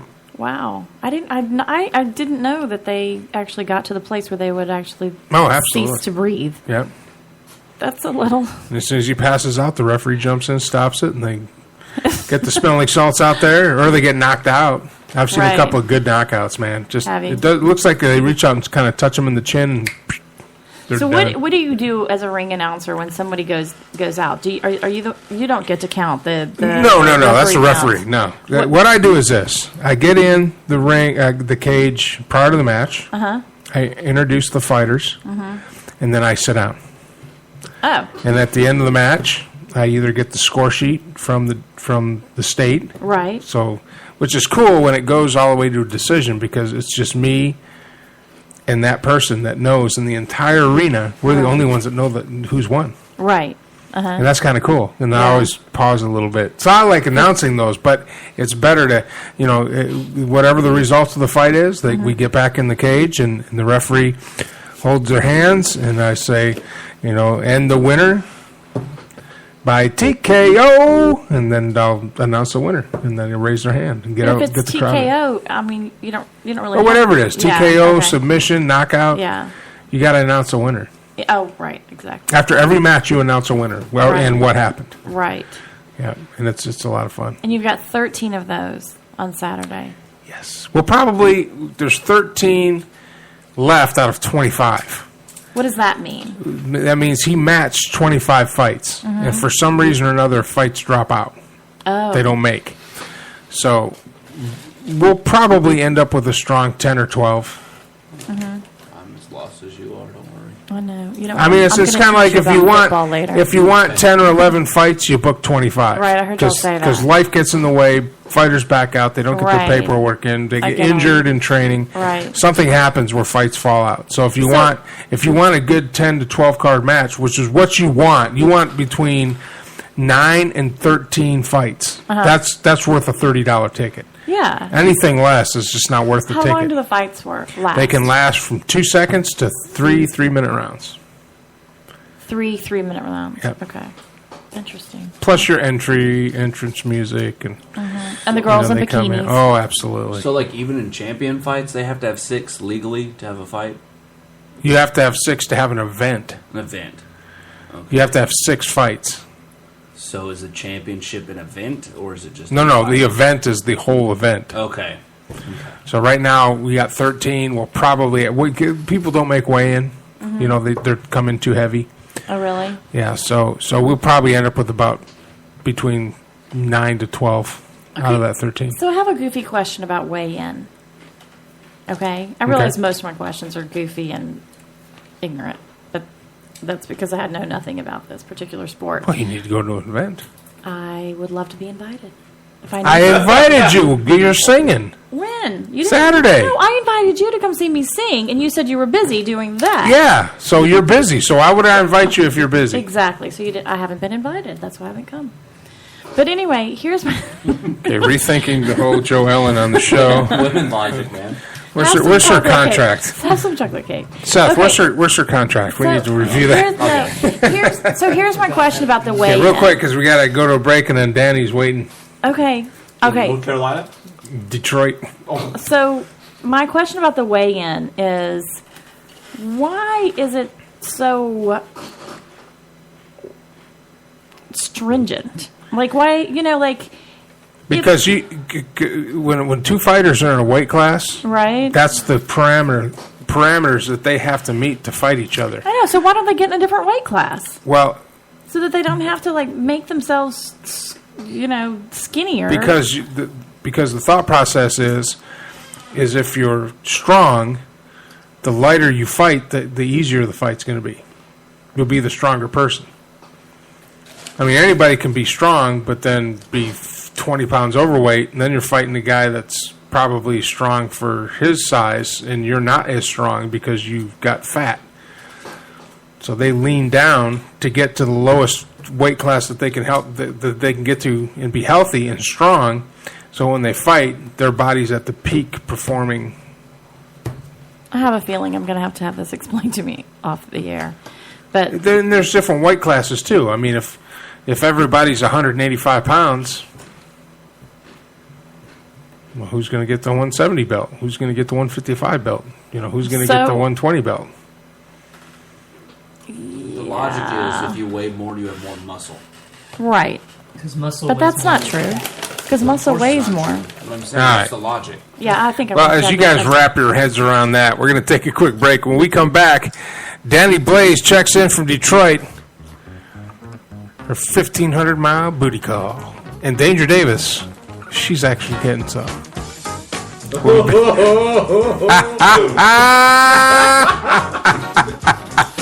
I'm Mike Allen. This is the Armed Radio Global Network, and you're on the air. Was a little nappy-headed boy.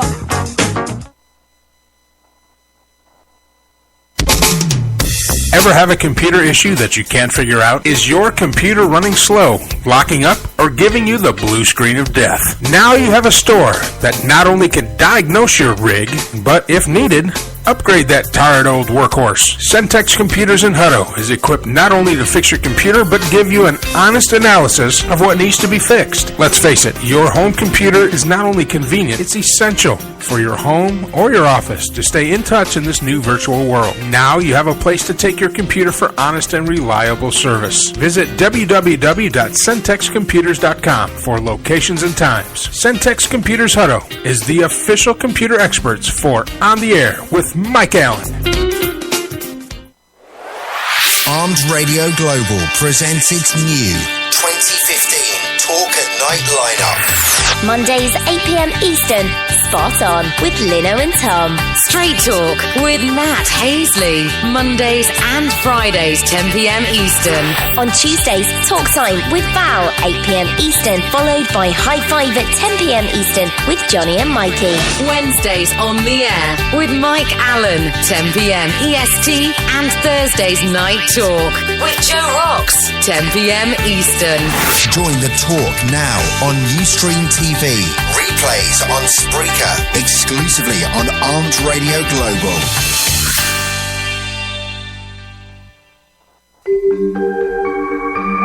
Hey everybody, Heather Bumpus here. Join me every Wednesday night as we explore ghosts, spirits, and all the things that go bump in the night.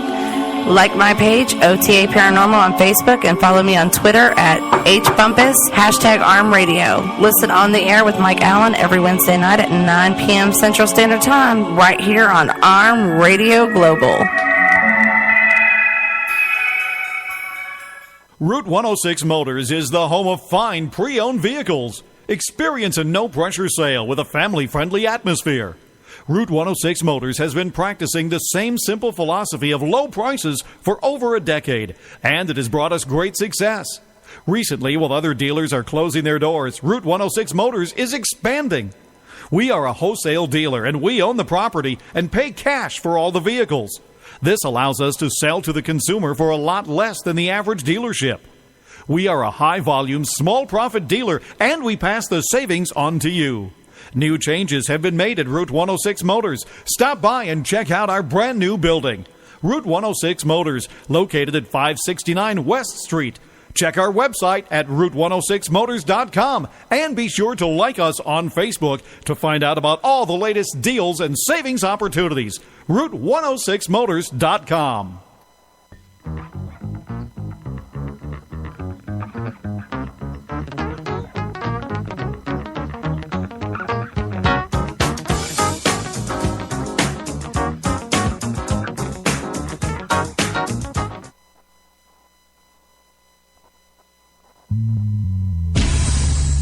Cell, 2G, 2,000 watts. Yeah, yeah. Every meeting in my bedroom.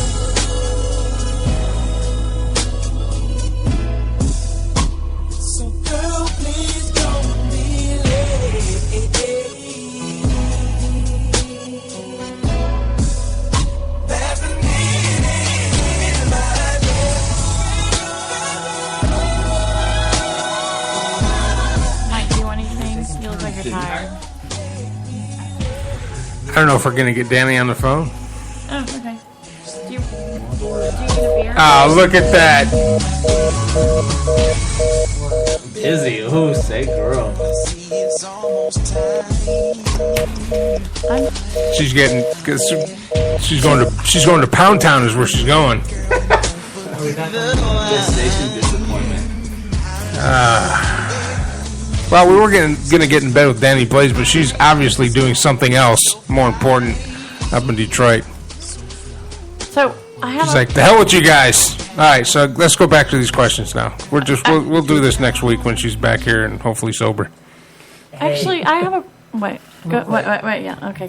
For your joke, Ohio is only 1,300 miles away, not 15.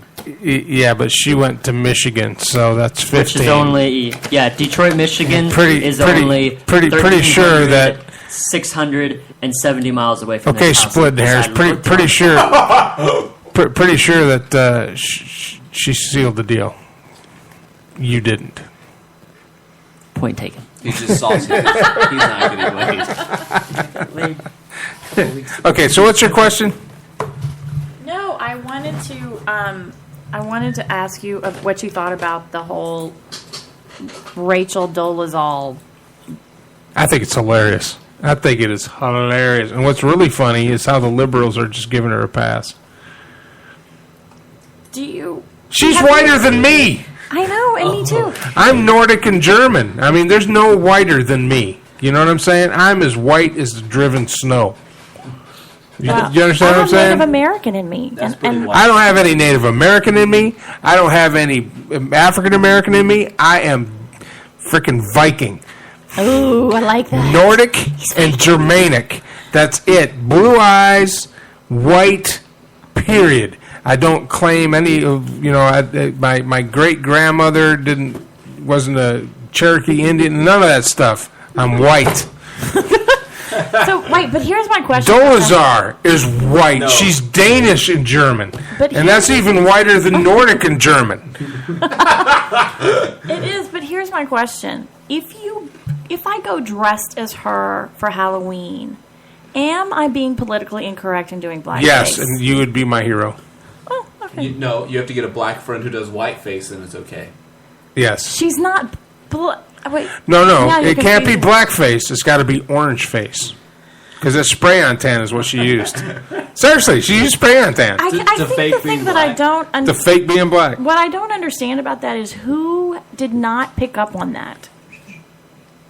Like, who did not pick up on who that she worked with, lived next door to, dated? Who didn't pick up on that? Like how? Apparently, everybody in Spokane. The real question you should be asking yourself is why did she feel the need to be the head of a predominantly political black party? No. It's a full. You can't be in the NAACP unless you are black. Okay, then why did she feel the need that she had to run? Because she has felt like she was black ever since she was a child, is what she Because she's a progressive liberal woman who wants to be black so she can feel the struggle. She says that she relates to the struggle. This is so unracist, it's racist. Oh, I know. It's crazy. That's amazing. You don't see that. I know, and that's what blows my mind, because everybody's like, well, she was doing it for these reasons that, that advanced black people. I'm like, so. How could she? So, let me get this straight. If I, Mike Allen, of Nordic German descent. The Viking. White as the driven snow. Woke up tomorrow and said, that's because I got the sun, because I'm outside. Sun. If I wake up tomorrow and say, you know what? I think I'll feel black today. And I'll go rolling on down to the black side of town and just roll on up into a bar that's predominantly black. How long do you think I'm going to last? You're a pretty big guy. I wouldn't approach you. I'm not going to last long. No. Matter of fact, I would not be accepted at all. She worked her way in. This is where it's so hilarious, because she sued organizations claiming racial bias. that were anti-white. No, they were anti-black. No. Have you read any of it? Yes. Have you read this? Yes. There's one where I will Google it for you. No. Why would the NAACP Well, this is a white? hypocrisy. Before she became black, yes, she did that. She sued somebody that was because they had quote anti-white policy. And she's white. She can do that. I don't have a problem with that. She didn't do that while portraying herself as a black woman. No. As a black woman, she filed lawsuits for racial discrimination. She filed, she went nuts. She went full black. And did you see the hair, the long dread? Yes, it's hilarious. That's a lot of money. I've been giggling the whole time. You remember the race draft for Dave Chappelle? Yes! You think they drafted her? Yes! You know Dave Chappelle is going to be all over this when he's on this show. Or Key and Peele. Key and Peele are going to have a day with. But see, here's what gets me. Everybody's like you. Well, she did this. Well, she's a white woman. Like that. She's a white woman who portrayed herself as a black woman. Wait, don't say that. It's not. Say what? She did. No, but don't say everybody's like you, because I'm not like that. I didn't say everybody's like me. I think it's hilarious. Like me. No, well, you're just like, well, she did this for the white people, so it's okay. It's not okay. I never said that. I don't think that. First of all, I don't think she did it for the white people. I don't think that. I think she's because psychotic. No, that's why. That was the point that I was bringing up. It's ludicrous. I think she is absolutely nutbag psychotic. I can't count on a hand the amount of girls I know that aren't psychotic. So I feel like this is just an extreme of one of those things. Don't worry, you're on the not psychotic hand. Calm down. It's okay. Don't touch me. Try to have him count on how many fingers he's been told. Oh, and now she's bisexual. She's bisexual, which makes her really relate to Caitlyn Jenner. So she's moving to Austin? I don't know. All I know is this. It's such a ludicrous story on so many levels, and it gets more ludicrous every day that I feel like maybe someone's going to pinch me and I'm going to wake up from a dream. Oh, the best one though is that she stepped down from that position. A reporter from CNN, who will remain nameless because she's the most racist person I've ever seen on TV, who looks like Rachel Dolezal. She looks as white as Rachel does, but she's a black woman. Right. Said that she said that Rachel didn't do anything wrong because her intentions were to advance the black race. As president of the local NAACP chapter, the embattled leader resigned yesterday amid growing controversy about her race. John Blackstone is in Spokane, where Dolezal's lies could get her into legal trouble. John, good morning. Is that Rachel Maddow? Good morning. Well, as we've been reporting, Rachel Dolezal has been claimed for years John to be Blackstone black when from she CBS. is in fact white, and those claims could still get her in some trouble here at Spokane City Hall, where officials have launched an ethics investigation into whether she lied when she applied for appointment to a Spokane. And I know I brought up the Duggars a couple of weeks ago, and I'm not big fans of the Duggars one way or the other.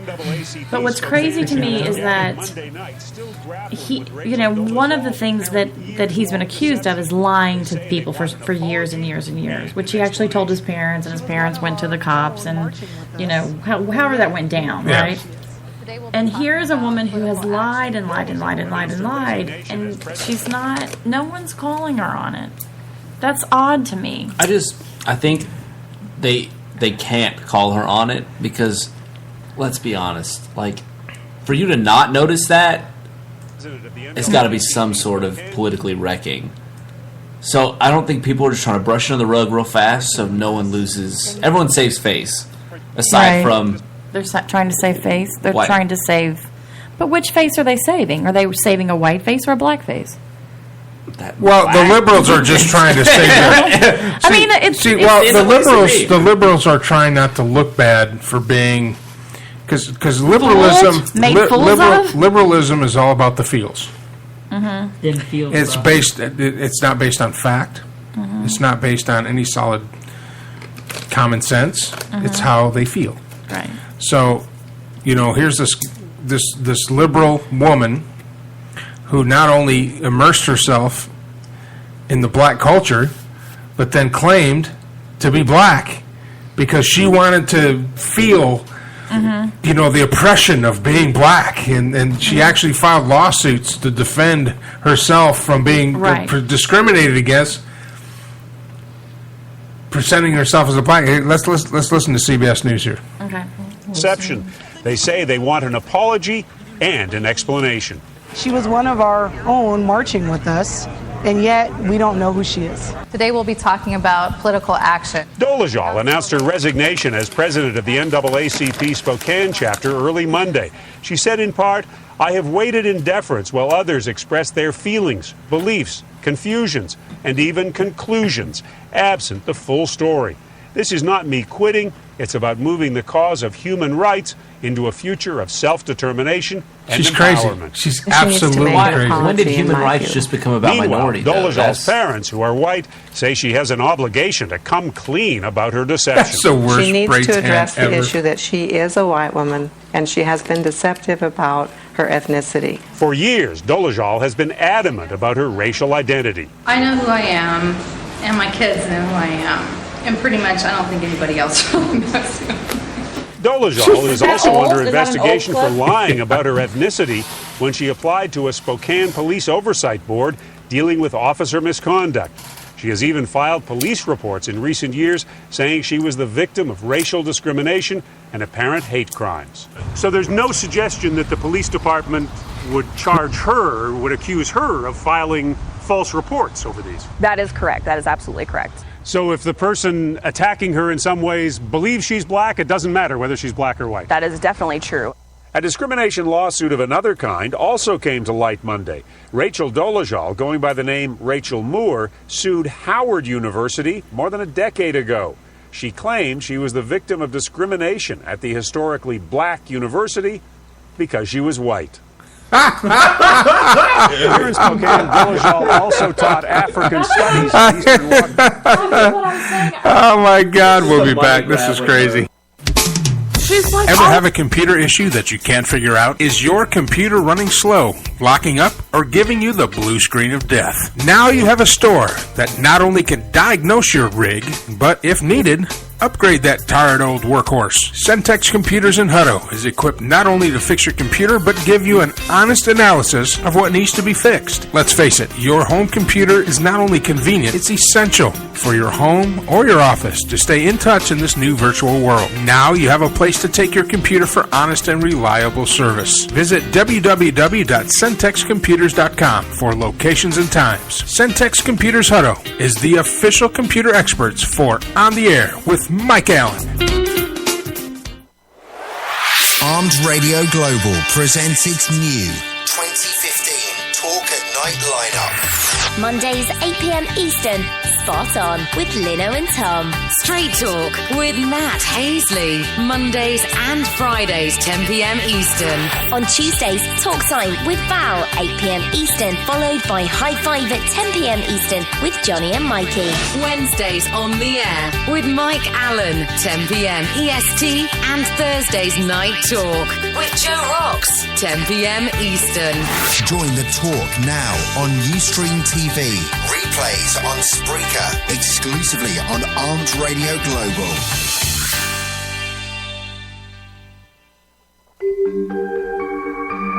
Hey everybody, Heather Bumpus here. Join me every Wednesday night as we explore ghosts, spirits, and all the things that go bump in the night. Like my page, OTA Paranormal on Facebook, and follow me on Twitter at HBumpus, #ArmRadio. Listen on the air with Mike Allen every Wednesday night at 9 p.m. Central Standard Time, right here on Arm Radio Global.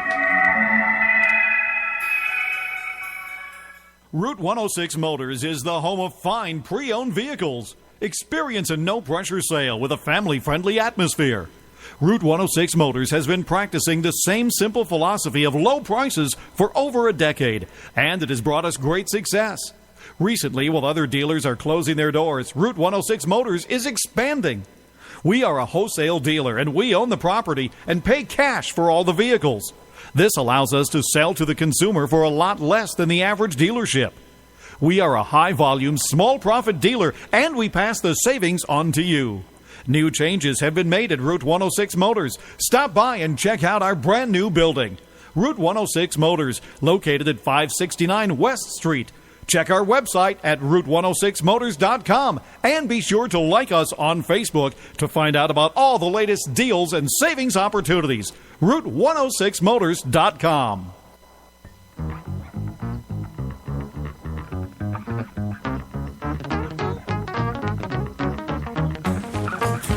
All right, welcome back to the show. First day on the job. Already messing up.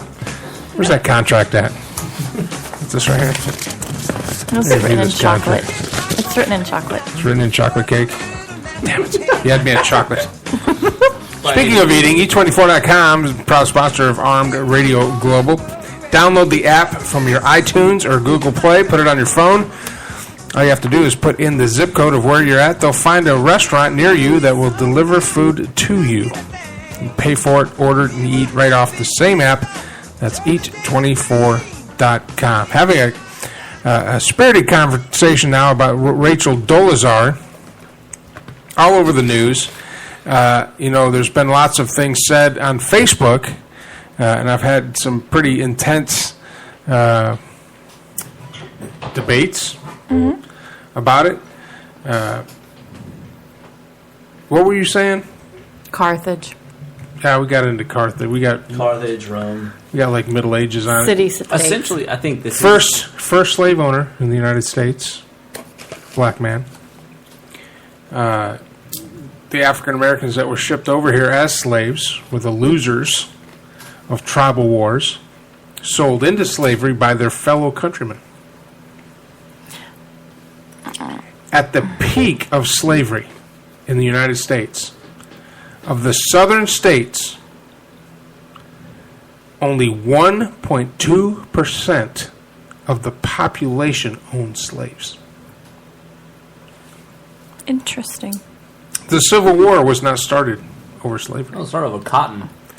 Wasn't started over cotton. You don't think it started over cotton? Cotton is king. The South wanted to retain its. It didn't start over cotton. Now you're getting into my realm. And no 1.5 years at Southwestern. The Civil War was started when the southern states, South Carolina started it. Start everything. Decided that they didn't want an omnipresent central government dictate to them their laws and how to trade. And they were for states' rights. As soon as they seceded, they were the first ones, then quickly followed by North Carolina, Tennessee, Kentucky, Virginia. A lot of the soldiers came from the South. A lot of the officer corps of the United States Army came from the South. It was a very aristocratic society built on large plantations and poor white folks. Servants. No, just poor farmers. And the majority of the population of the South was farmers.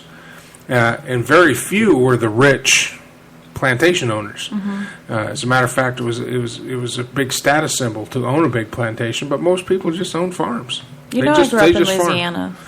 Yeah, in Louisiana's fishing on the Gulf Coast, and the Cajuns, and the French down there, right. where they were, and they founded New Orleans, or Nolens. New Orleans. Let me help y'all out here. It's New Orleans. Nolens. So Nolens. But and a lot of that culture, was the the fishing and crawfish and whatever they do down there, seafood, that kind of stuff. Fishing, they just kind of dig in a hole. So the Civil War started when the southern states, didn't want the federal government to tell them how to do their business. That's what started it. Wasn't that somehow attached also to industrialization, which changed things for them? It was because a lot of the northern states were more urban. Right. Because that is where our main ports were. That is where our coal Except and for New steel, Orleans. our coal and steel came from the north. The textile industry, the factories that made the clothes and stuff like that all came from the north. And the raw material came from the south. Everybody's like, but slavery. Except for my perfume, it comes from New Orleans. Slavery was a part of one of those things that the states didn't want the federal government to tell them how to handle it. Already knowing that at the time of the Civil War, the slave trade was actually down because a lot of people were against it morally. A lot of people in the South were against it morally. Not against it. No, not really in the South because only 1.2% owned them. But the 1.2% that did own them, they were a huge expense. And they were looking at hiring people instead of, because it wasn't free labor. Right. Everybody think, well, it's free labor. They didn't spend any money. Yeah, they did. They had to feed them, house them, medical care. They had to spend money for overseers. And the other big myth about the whole slave thing, and I'm not downgrading it at all, because owning another human being in itself is immoral. But the movies and the Tom Cruise and the Uncle Tom's Cabin really painted a picture of a very that wasn't the broad picture. A lot of the slaves that were on these big plantations were part of the family. And in the Civil War, Union forces that were marching across the South would be met with armed slaves defending the plantation and the women that were left behind. Right. A lot of young Southern men that grew up on these plantations were raised by a black woman, the mammy. Aunt Jemima is a perfect example of that. She was actually the Aunt Jemima syrup company used one of those black mammies as their symbol back in the 30s when it wasn't all politically incorrect. Now they had to change it. I'm serious. No, I'm dead serious about that. But now it's like, oh, well, we can't offend anybody. You can put a guy in a sombrero hat on any hot sauce, and it's okay. Oh my God, yeah, or jalapeno with a sombrero. So let me finish. Okay, sorry. So everybody now I know everybody out there listening is like, but the slavery was a political move. Right. It was Abraham Lincoln, his whole purpose during the Civil War was not to end slavery. Right. He once said, if I could preserve the Union by freeing all of the slaves, I would do it. If I could preserve the Union and free none of the slaves, I would do that also. His goal was to preserve the Union. He wanted to keep the entire United States together. Right. He didn't care about slavery. Right. In fact, his wife was actually more anti-slavery than him. He was his wife was kind of crazy. She was the president of the NAACP in her neighborhood. Little known fact. Mary Todd Lincoln. So anyway, the Union armies, without their good officers, because they all went south, and everybody was talking about, well, they were all racist and hate blacks. General Lee was actually one of the best officers in the United States Army, but he could not raise his sword against his country. And everybody thinks his country was the Confederate States of America. It wasn't. No. His country was Virginia. Right. Because back then, kind of like the pride we feel in our states now through sports teams, that's how people felt about their states. If you were a Virginian, that was your country. Right. And the federal government was very small. And we didn't have a huge standing army. Matter of fact, the standing army was only numbered 14,000 at the beginning of the Civil War. Now it swelled to over 600,000, but it was all states units. Basically the National Guard and militia. That's what fought the Civil War. That's why you have the 17th Massachusetts, the 10th Michigan. And Lee, what I understand is that Lee went into the whole Civil War with very much mixed emotions about which side he should actually serve. Not mixed emotions about the side, but mixed emotions about what the country would look like if the South had won. Right. But he wanted to preserve Virginia. That was my Virginia, the old Dominion. That was his. Now, North was getting their butts kicked pretty much everywhere. And Abraham Lincoln actually wrote the Emancipation Proclamation 1 year before he issued it.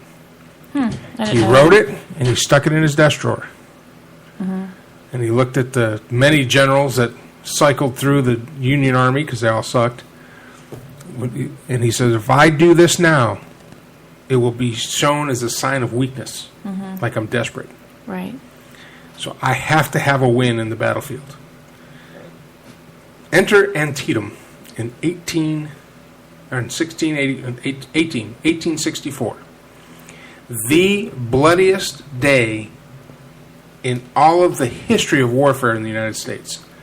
On American soil, or in period? Any battle that we've ever fought anywhere. Wow. And what is From it called? 7 in the morning, What's it called again? Antietam. Antietam. The battle, or if you're Southern, it's the Battle of Sharpsburg. I am From Southern. 7 a.m. to 9 a.m. in the morning, over 15,000 soldiers were killed. Wow. And at the end of the day, close to 100,000 casualties of both sides. Wow. It was a draw. It was a draw because McClellan, who was reinstated as a Union general, wanted to run for president. And he was totally happy with the Confederate States of America and the United States of America. So he failed to pursue Lee and crush his army, which is what Lincoln wanted. He wanted the army of Northern Virginia to be destroyed. He didn't pursue him. He stopped and let him get away. So he could use that as political gain to run for president against Lincoln, become president, sue for peace, end the war, Confederate States of America, United States of America. Interesting. And he got fired. But what a jerk. What happened after that battle, since it wasn't a defeat for the North, it wasn't a win necessarily, but it wasn't a defeat, because they drove the Confederates from the battlefield, but they retreated in order. That's when Lincoln issued the Emancipation Proclamation only to the Confederate States of America. That means if you were a slave in the northern states, you were still a slave. Very interesting. Pretty cool, huh? That is very cool. That's what you get when you read. You know stuff. Well, I do. I'm a big Civil War buff, man. I tell you. Well, have you ever done Civil War reenactment? I have been to them, and I was part of a unit for a little while, but I just never really had the time or the money to do. See you as Grant. Just have you carry around a right whiskey now. bottle. Right. Okay, go get that hill. Attack. Get the hill. Well, I'd be a great Union general now. I got I'm the gonna beard. go I got vomit. that beard going. And Yeah. That's what I'm saying. Yeah. But I've been to them, and they're a lot of fun. But the most amazing thing I've done in my life, one of my greatest memories, is when my family was traveled to the East Coast, and we went to the Gettysburg battlefield. And we got out there early in the morning, and we walked Pickett's Charge. And that is an emotional... I bet. Oh, I was bawling my eyes out Were just you? to walk that. How old were you? Like 15, 16. Big history buff. Yeah. Back in my day, we didn't have Google. We had things called encyclopedias, and I got in trouble a lot. And I had a set of encyclopedias in my room, and I would literally grab open it up, and read it like a book. Oh, you would get in trouble and you would read. I'd have to go to my room, and I didn't have cell phones to get on and play Snake or whatever. Right. This is back in the 80s. I didn't have all that stuff. Didn't have a TV. Right. The only thing I had was my radio and my books. So I would read a lot. And one day I picked up the encyclopedia. I picked up and I started reading, and then I wasn't in trouble anymore, but I kept reading. It was my reading material every night. And I read one summer, I read the entire Encyclopedia Britannica from A to Z, plus the 3 extensions, because every year they update stuff. Yeah. The 3 indexes that we had. Yeah. That's cool. 81, 82, and 83. Yeah, it was pretty cool. I was like 13, got kicked out of school for a day, and my dad sat me down in his office and handed me the history of the world, and I had to read that for like 3 hours. It was terrible. It's terrible. No. Man. Man, I love the encyclopedia. Now it's the internet, and I just get on and Google stuff. But back then, it was great. I'd sit down there. I bought a set when I was in the military, and that was my reading material. That was, if I'd pick out A and I'd start reading it. That's what I'd read. It was pretty cool. That's neat. Find all sorts of cool stuff. Yeah, I'm like the best partner for Trivial Pursuit. Good to know. What the hell is that? His tooth. You pulled your tooth out? No. Oh, Smile. It's gone. Smile. Oh, no, don't. Fake crown. No. It fell out. Yeah. I get the actual. What, you talking the mic? I get the actual. This is why you're fired. This is why I'm bringing people in. I get the actual. I'll take her abuse because you're an idiot. Thank you. That makes me feel really good. Just saying. No, go ahead. Tell us about your crown. No, it's just a fake one. And we're in commercial. Thanks. Armed Radio Global presents its new 2015 Talk at Night lineup. Mondays 8 p.m. Eastern, Spot On with Lino and Tom. Straight Talk with Matt Hazley. Mondays and Fridays 10 p.m. Eastern. On Tuesdays, Talk Time with Val, 8 p.m. Eastern, followed by High Five at 10 p.m. Eastern with Johnny and Mikey. Wednesdays on the air with Mike Allen, 10 p.m. EST, and Thursdays Night Talk with Joe Rocks, 10 p.m. Eastern. Join the talk now on Ustream TV. Replays on Spreaker, exclusively on Armed Radio Global.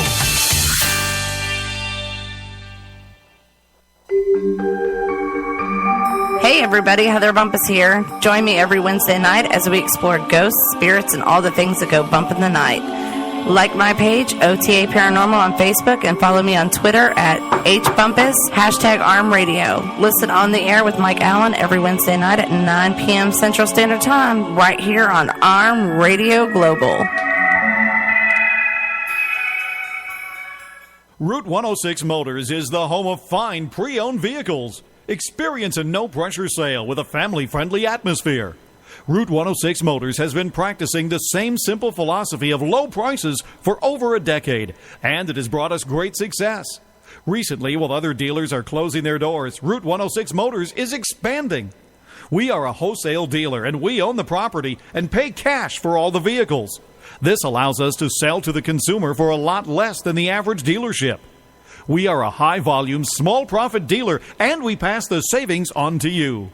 New changes have been made at Route 106 Motors. Stop by and check out our brand new building. Route 106 Motors, located at 569 West Street. Check our website at route106motors.com and be sure to like us on Facebook to find out about all the latest deals and savings opportunities. route106motors.com. Are you ready to take your webpage to the next level? Go to icegram.com and download for free all the tools you will need to enhance your webpage content for potential customers, clients, or fans. Capture leads, call your audience to action, skyrocket conversation and engagement with action bars, pop-ups, toast notifications, message boxes, overlays, and sidebars. Head on over to icegram.com for your free download. That's icegram.com. Bottom line, you'll love it. Is your wife wicked hot? Or is she just cold? Do you just want to take a hot shower? Call Savino Mechanical for all your heating, hot water, and cooling needs. Savino Mechanical has been servicing Greater Boston and Southern New Hampshire for over a quarter century. Quality 24-hour service, reasonable rates, satisfaction guaranteed, licensed and insured. And remember, at Savino Mechanical, we are not comfortable until you are. Call Savino Mechanical today at 1-855-624-4280. That's 1-855-624-4280. Savino Mechanical. Hi, now I know you hear Joe Rocks on their weekly restaurant reviews on Night Talk, 10 p.m. Eastern. And boy, these two like to eat. Right, boys? Well, here's something to review right from your house. Eat24. That's right, eat24.com. With over 25,000 restaurants for you to choose from when you're hungry, many in your area. So review that, boys. Eat24.com. Click, order, and eat. Eat24.com.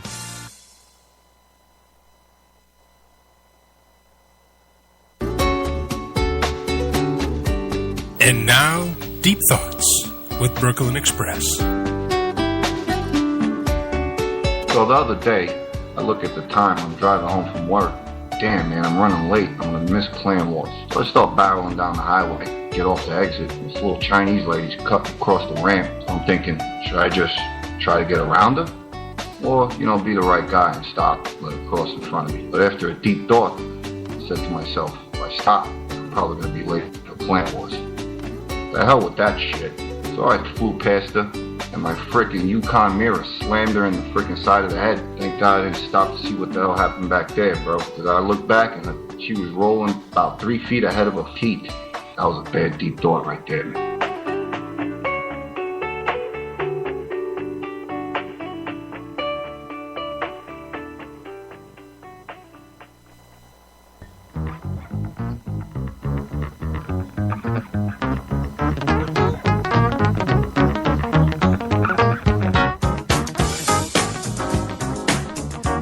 It was horrible. It was one of the most horrible pains I've ever felt in my life. Because I was scared. All right, welcome back to the last segment of the show. Dani Blaze, probably having way too much fun in Detroit to be bothered with us down here in Texas. So apparently she got drunk on the plane. So drunk on a plane. Yeah. Sounds like her. Yeah, go figure. And since she'll be interviewing at Kirby Lane on Monday. Is that where they were? Wait, is she really? Why Kirby Lane? Because it's a job. But I thought she was like all about this whole flight attendant thing. Yeah, she was until she showed up late one day and they fired her. Oh, Danny. Already? It was kind of my fault. It was after the show, and it was like 2 hours before we had to get up, and neither one of us really thought there would be, why don't one of us stay up and make sure she got there. So it kind of sucked. And of course, they're sitting in the meeting going, "You're one of the best employees you've ever had," and everything. She's like, "Well, apparently not, since you're firing me for something stupid." But just one time she was late. One time they fired her. Well, it's their policy. That's why It was your fault? Did you just say it was your fault? It was a collective. No, it was a collective. It's not my fault. I was just her ride down there, but. I blame myself because I thought to myself, it's only 2 hours. Why don't I just stay up and have some coffee? I didn't have to work the next day. I could have taken her down there, came home, and went to sleep. But I went and laid down thinking that, she'll wake me up when she's ready to go, and she slept through an alarm. So, yeah. But, in true Dani style, she kicked the dirt for a little while and said, you know what? This was meant to be. I know I can do the job, so... She applied at other airlines, and there's some other airlines there in Austin that were like, man, you guys got a great hire in her, because she was kicking ass. Absolutely kicking ass. But there was a policy, and none of her managers wanted to break policy, so.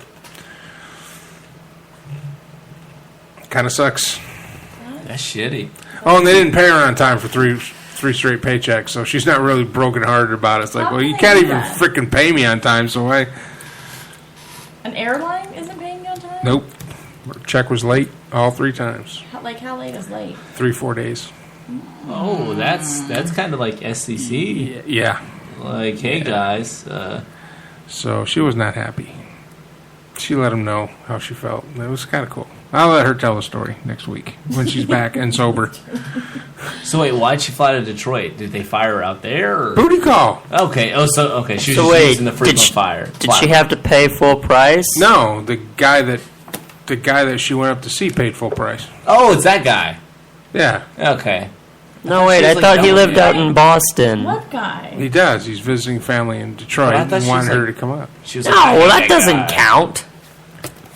Okay, if the person you're going to have sex with buys you a plane ticket round trip first class, that doesn't happen to guys. Yeah, mine didn't. I had to drive up there. I know. And then she was. Out of the city. There is so much fail in what you did. Dani is setting the standard. If you're going to have a booty call of over 1,500 miles, the person who you're having the booty call with is the one that should make all the arrangements and put you up while you're there, and then you do the booty call. You don't get in your car, drive for 1,300 miles on the off chance that she might get drunk and forget where she's at. That's not rapey. That's not how it was. On the off chance that I was going up there to visit family, there just happened to also be, hey, I might have sex with that girl. And then it turns out it changes. It changes. It keeps evolving. I didn't shave my beard for that girl. She just happened to not like facial hair. Yeah, I just felt one day that I'd shave because I wasn't even up in Ohio by myself. I was with my whole family. Let me ask you this: Did you get to bang the girl that made you shave your beard? She didn't make me shave my beard, but I've already nailed her. That's the anime girl one. Oh, that's the anime girl. Yeah. And she doesn't like beards? How can she not like beards? She's like wizards. What the hell? I don't know, but is she anime like she likes the Japanese anime, so no facial hair? No, making the noises during some sex. Of the noises she would make during sex were like anime. It was really weird. So when are you growing the beard back and putting her in her place? That's what I want. Probably in the fall. He's still digging that mine. I will say this. Okay, we need to have her on the show. I need to get her straight. No, dude, she's crazy. She's a little crazy. We really need to get her on the show. No, she's crazy. I will tell you this. I'll put her in that chair and just sit back here and kick that bucket of crazy. Now that I got now that I've got. Is she listening right now? No, she's. I don't know what she's doing right now. Now that I going over crazy plays. That's what she's doing. Since I got back on Tinder. And I realized I can't really put pictures of myself up there with my scrumptious-looking beard because I don't have one anymore. And the missing tooth. So wait a minute. You shaved the beard for a girl. No. And you're still on Tinder. Yeah, he got back into that heroin addiction. Yeah. Picked up that needle. Shut up. No, I've realized that it was a lot easier to get I want you to girls absorb this for a second. on Tinder when I had a beard. You let a girl tell you to shave your beard. No. Yes. No. Yes. She basically gave you the ultimatum. No, words were never said where, hey, I'm not going to have sex with you unless you shave your beard. No, women don't have to say that. It's implied. It's implied through their actions. Because they want to be in a position to say, I never said that, but they said it. Well, no, apparently I could have a subtle way. I had it, I just never made the attempt. So what was the tipping point to where you put razor to skin? That's what I want to know. What prompted you to think? What were we talking about that day? Nothing. You called me when I was on my way home from work. He's like, hey, I shaved. He's like, he called me from when I was driving home from work, and he's like, hey, I've got a Hitler mustache right now. And I was like, what? And he's like, yeah, I just shaved. I'm going to keep it here for like 5 minutes. And I was like, just take a picture. And he's like, no, I like this Hitler mustache. And he's like, oh, now it's gone. No, you got to see it. No, I didn't. You're like, my sister's losing her shit. Yeah. Such a cute couple. We're not a couple, okay? We're just a couple of guys. We're not a couple, okay. You hear that? No, I said that? I want a soda. That's so silly. We're not a couple. In other news... no, I'm still on the beard thing. You're not getting out of this one, asshole. Listen, you shave... Huh? This is like 3 weeks old. I've had my beard shaved. No. See, you gotta understand the chemistry of our group. We don't let things go that are funny. Yeah, we don't. And that we could like potentially screw with people for the rest of Pretty their much. existence. Friendship is built on destroying your friends. Right, but don't you feel like the bigger issue is not his facial hair, but the way he's wearing the hair on the top of his head? Oh yeah, I mean like, that's really the funny part. That I'm kind of getting addressed. a whole Justin Bieber vibe here going. Okay, that's mean. It's actually kind of a darker Donald Trump look to me. No, I would not put Donald Trump and Danger Davis in the same sentence. I'm running Why for not? president. Except to say, Donald Trump and Danger Davis should not be said in the same sentence. Why not? But you just said it. But why not? I mean, is there something that I should know? Donald Trump is a man who bangs supermodels. Not this guy. He shaves his beard for random anime girl who apparently isn't good enough, so he gets on Tinder. Oh, no. And Donald Trump isn't missing a tooth. I'm not missing a tooth. It's still there. That guy's got the biggest wallet. I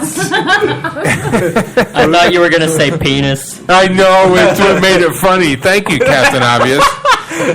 This guy. That's Old Spice. Oh, let me explain a joke to the audience who are like me who don't get it. Well, the audience couldn't see that you were making a hand gesture with your hand. Yeah, but they could hear it. It's the theater of the mind. It's just like the girl telling you to shave your beard without telling you to shave your beard. Yeah.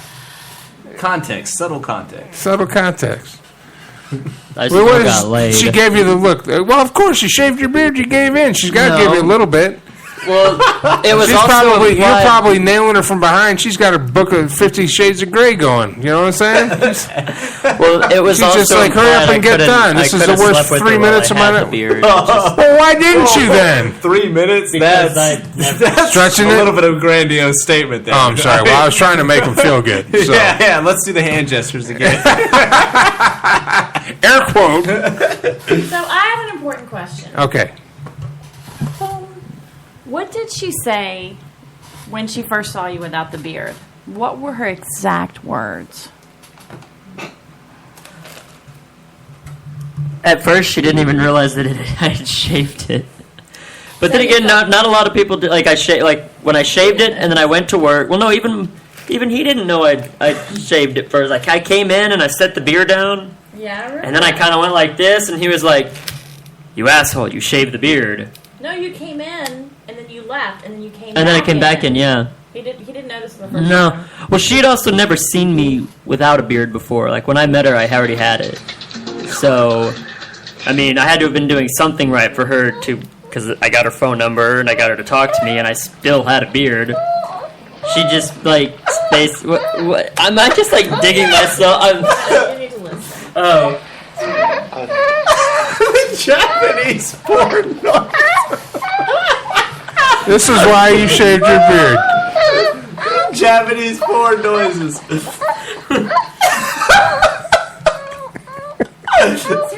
Nah, hers didn't sound that bad. This sounds terrible. That's what I heard through the wall. That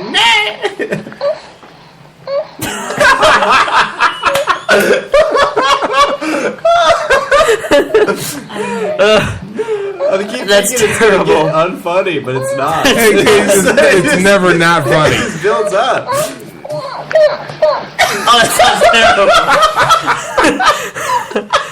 terrible. No, at no point did she sound that bad. It was more high pitched. No, she said was Patrick son, No. could you shave your beard? It was more disappointment riddled than. Huh? Didn't she bite you? Oh my gosh. Don't raise your shirt. That's okay. But Yeah. she did bite you. Oh yeah. But that was before we had sex. That was just she bit me. And you went. She met you and bit you, made you shave your beard. It sounds like bad Japanese porn. And you're on Tinder. Yeah, but I still got my dick wet. So. Wow, so classy. Thank you. But at I least just don't understand. I don't. At least Patrick didn't pretend to be black. That is true. You know, although he's been doing a pretty good job pretending he's Jewish. Yes, he has. Yeah, pretty much everyone thinks I'm a Jew. Yeah. But the picture. Well, not anymore. You shaved your beard. Well, no.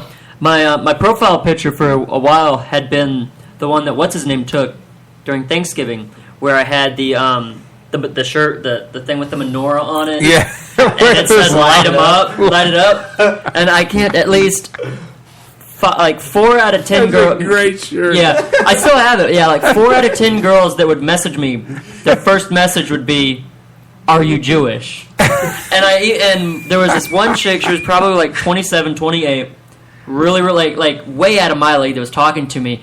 And she brought it up, and I was like, "Yeah, I'm Jewish." And she had already talked to me about wanting to go downtown and hit up a bar and grab a drink. So I was like, "Yes." And she was kind of leaving little hints. This is when I still had the beard, that sex was implied afterwards. So I was like, "Yeah."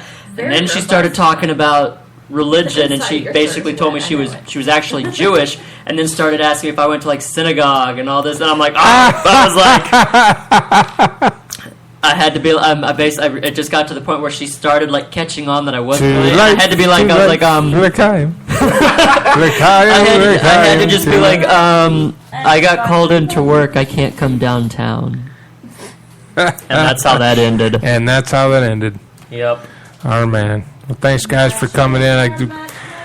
Danny bailed on us. We better get details. We better get dirty details next Wednesday night. Hope it was terrible. Can I say something about me singing on Friday? Yes, go ahead. Yes, please. So I sing Friday night at Two Rivers, and That was a lot of fun when I went down there. I know. Thanks for coming. Yeah, that was a lot of fun. You saved my bacon. I appreciate it. Mike was my sound man, and that kicked ass. He was so good at it. Oh my gosh, you have no idea. Better than me. I missed a lot of my lyrics, but we invented a new drinking game. Whenever I miss the lyrics, people drink, so it's fun. Everybody got pretty drunk. I drink regardless. And then I'm singing. So that's at Two Rivers, downtown Georgetown, and then on Saturday night I'm singing at Roots at 7, and that's also downtown Georgetown on the square. Very cool. And she's a very good singer. Did you? We're gonna have to get the whole crew out there one night. Myself? No, we're gonna have to get the whole crew out there one night. We'll just get rowdy. Thanks. What was your favorite song? Like a virgin. He wasn't listening. No, I mean I can't remember this. I can't remember the names. They were all very pretty. You did a very good job. Thanks. Yeah. I didn't even do me and Bobby McGee.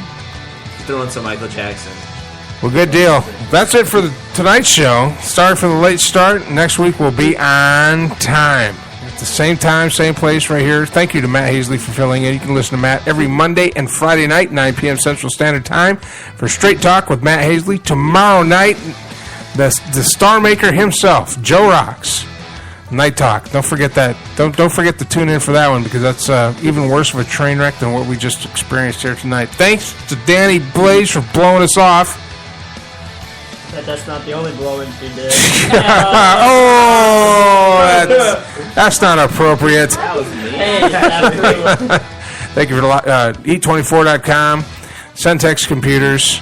For Danger Davis, Seth, and Joe Ellen, I'm Mike Allen. You've been listening to Armed Radio Global Network, and you have been on the air. We'll see you next week.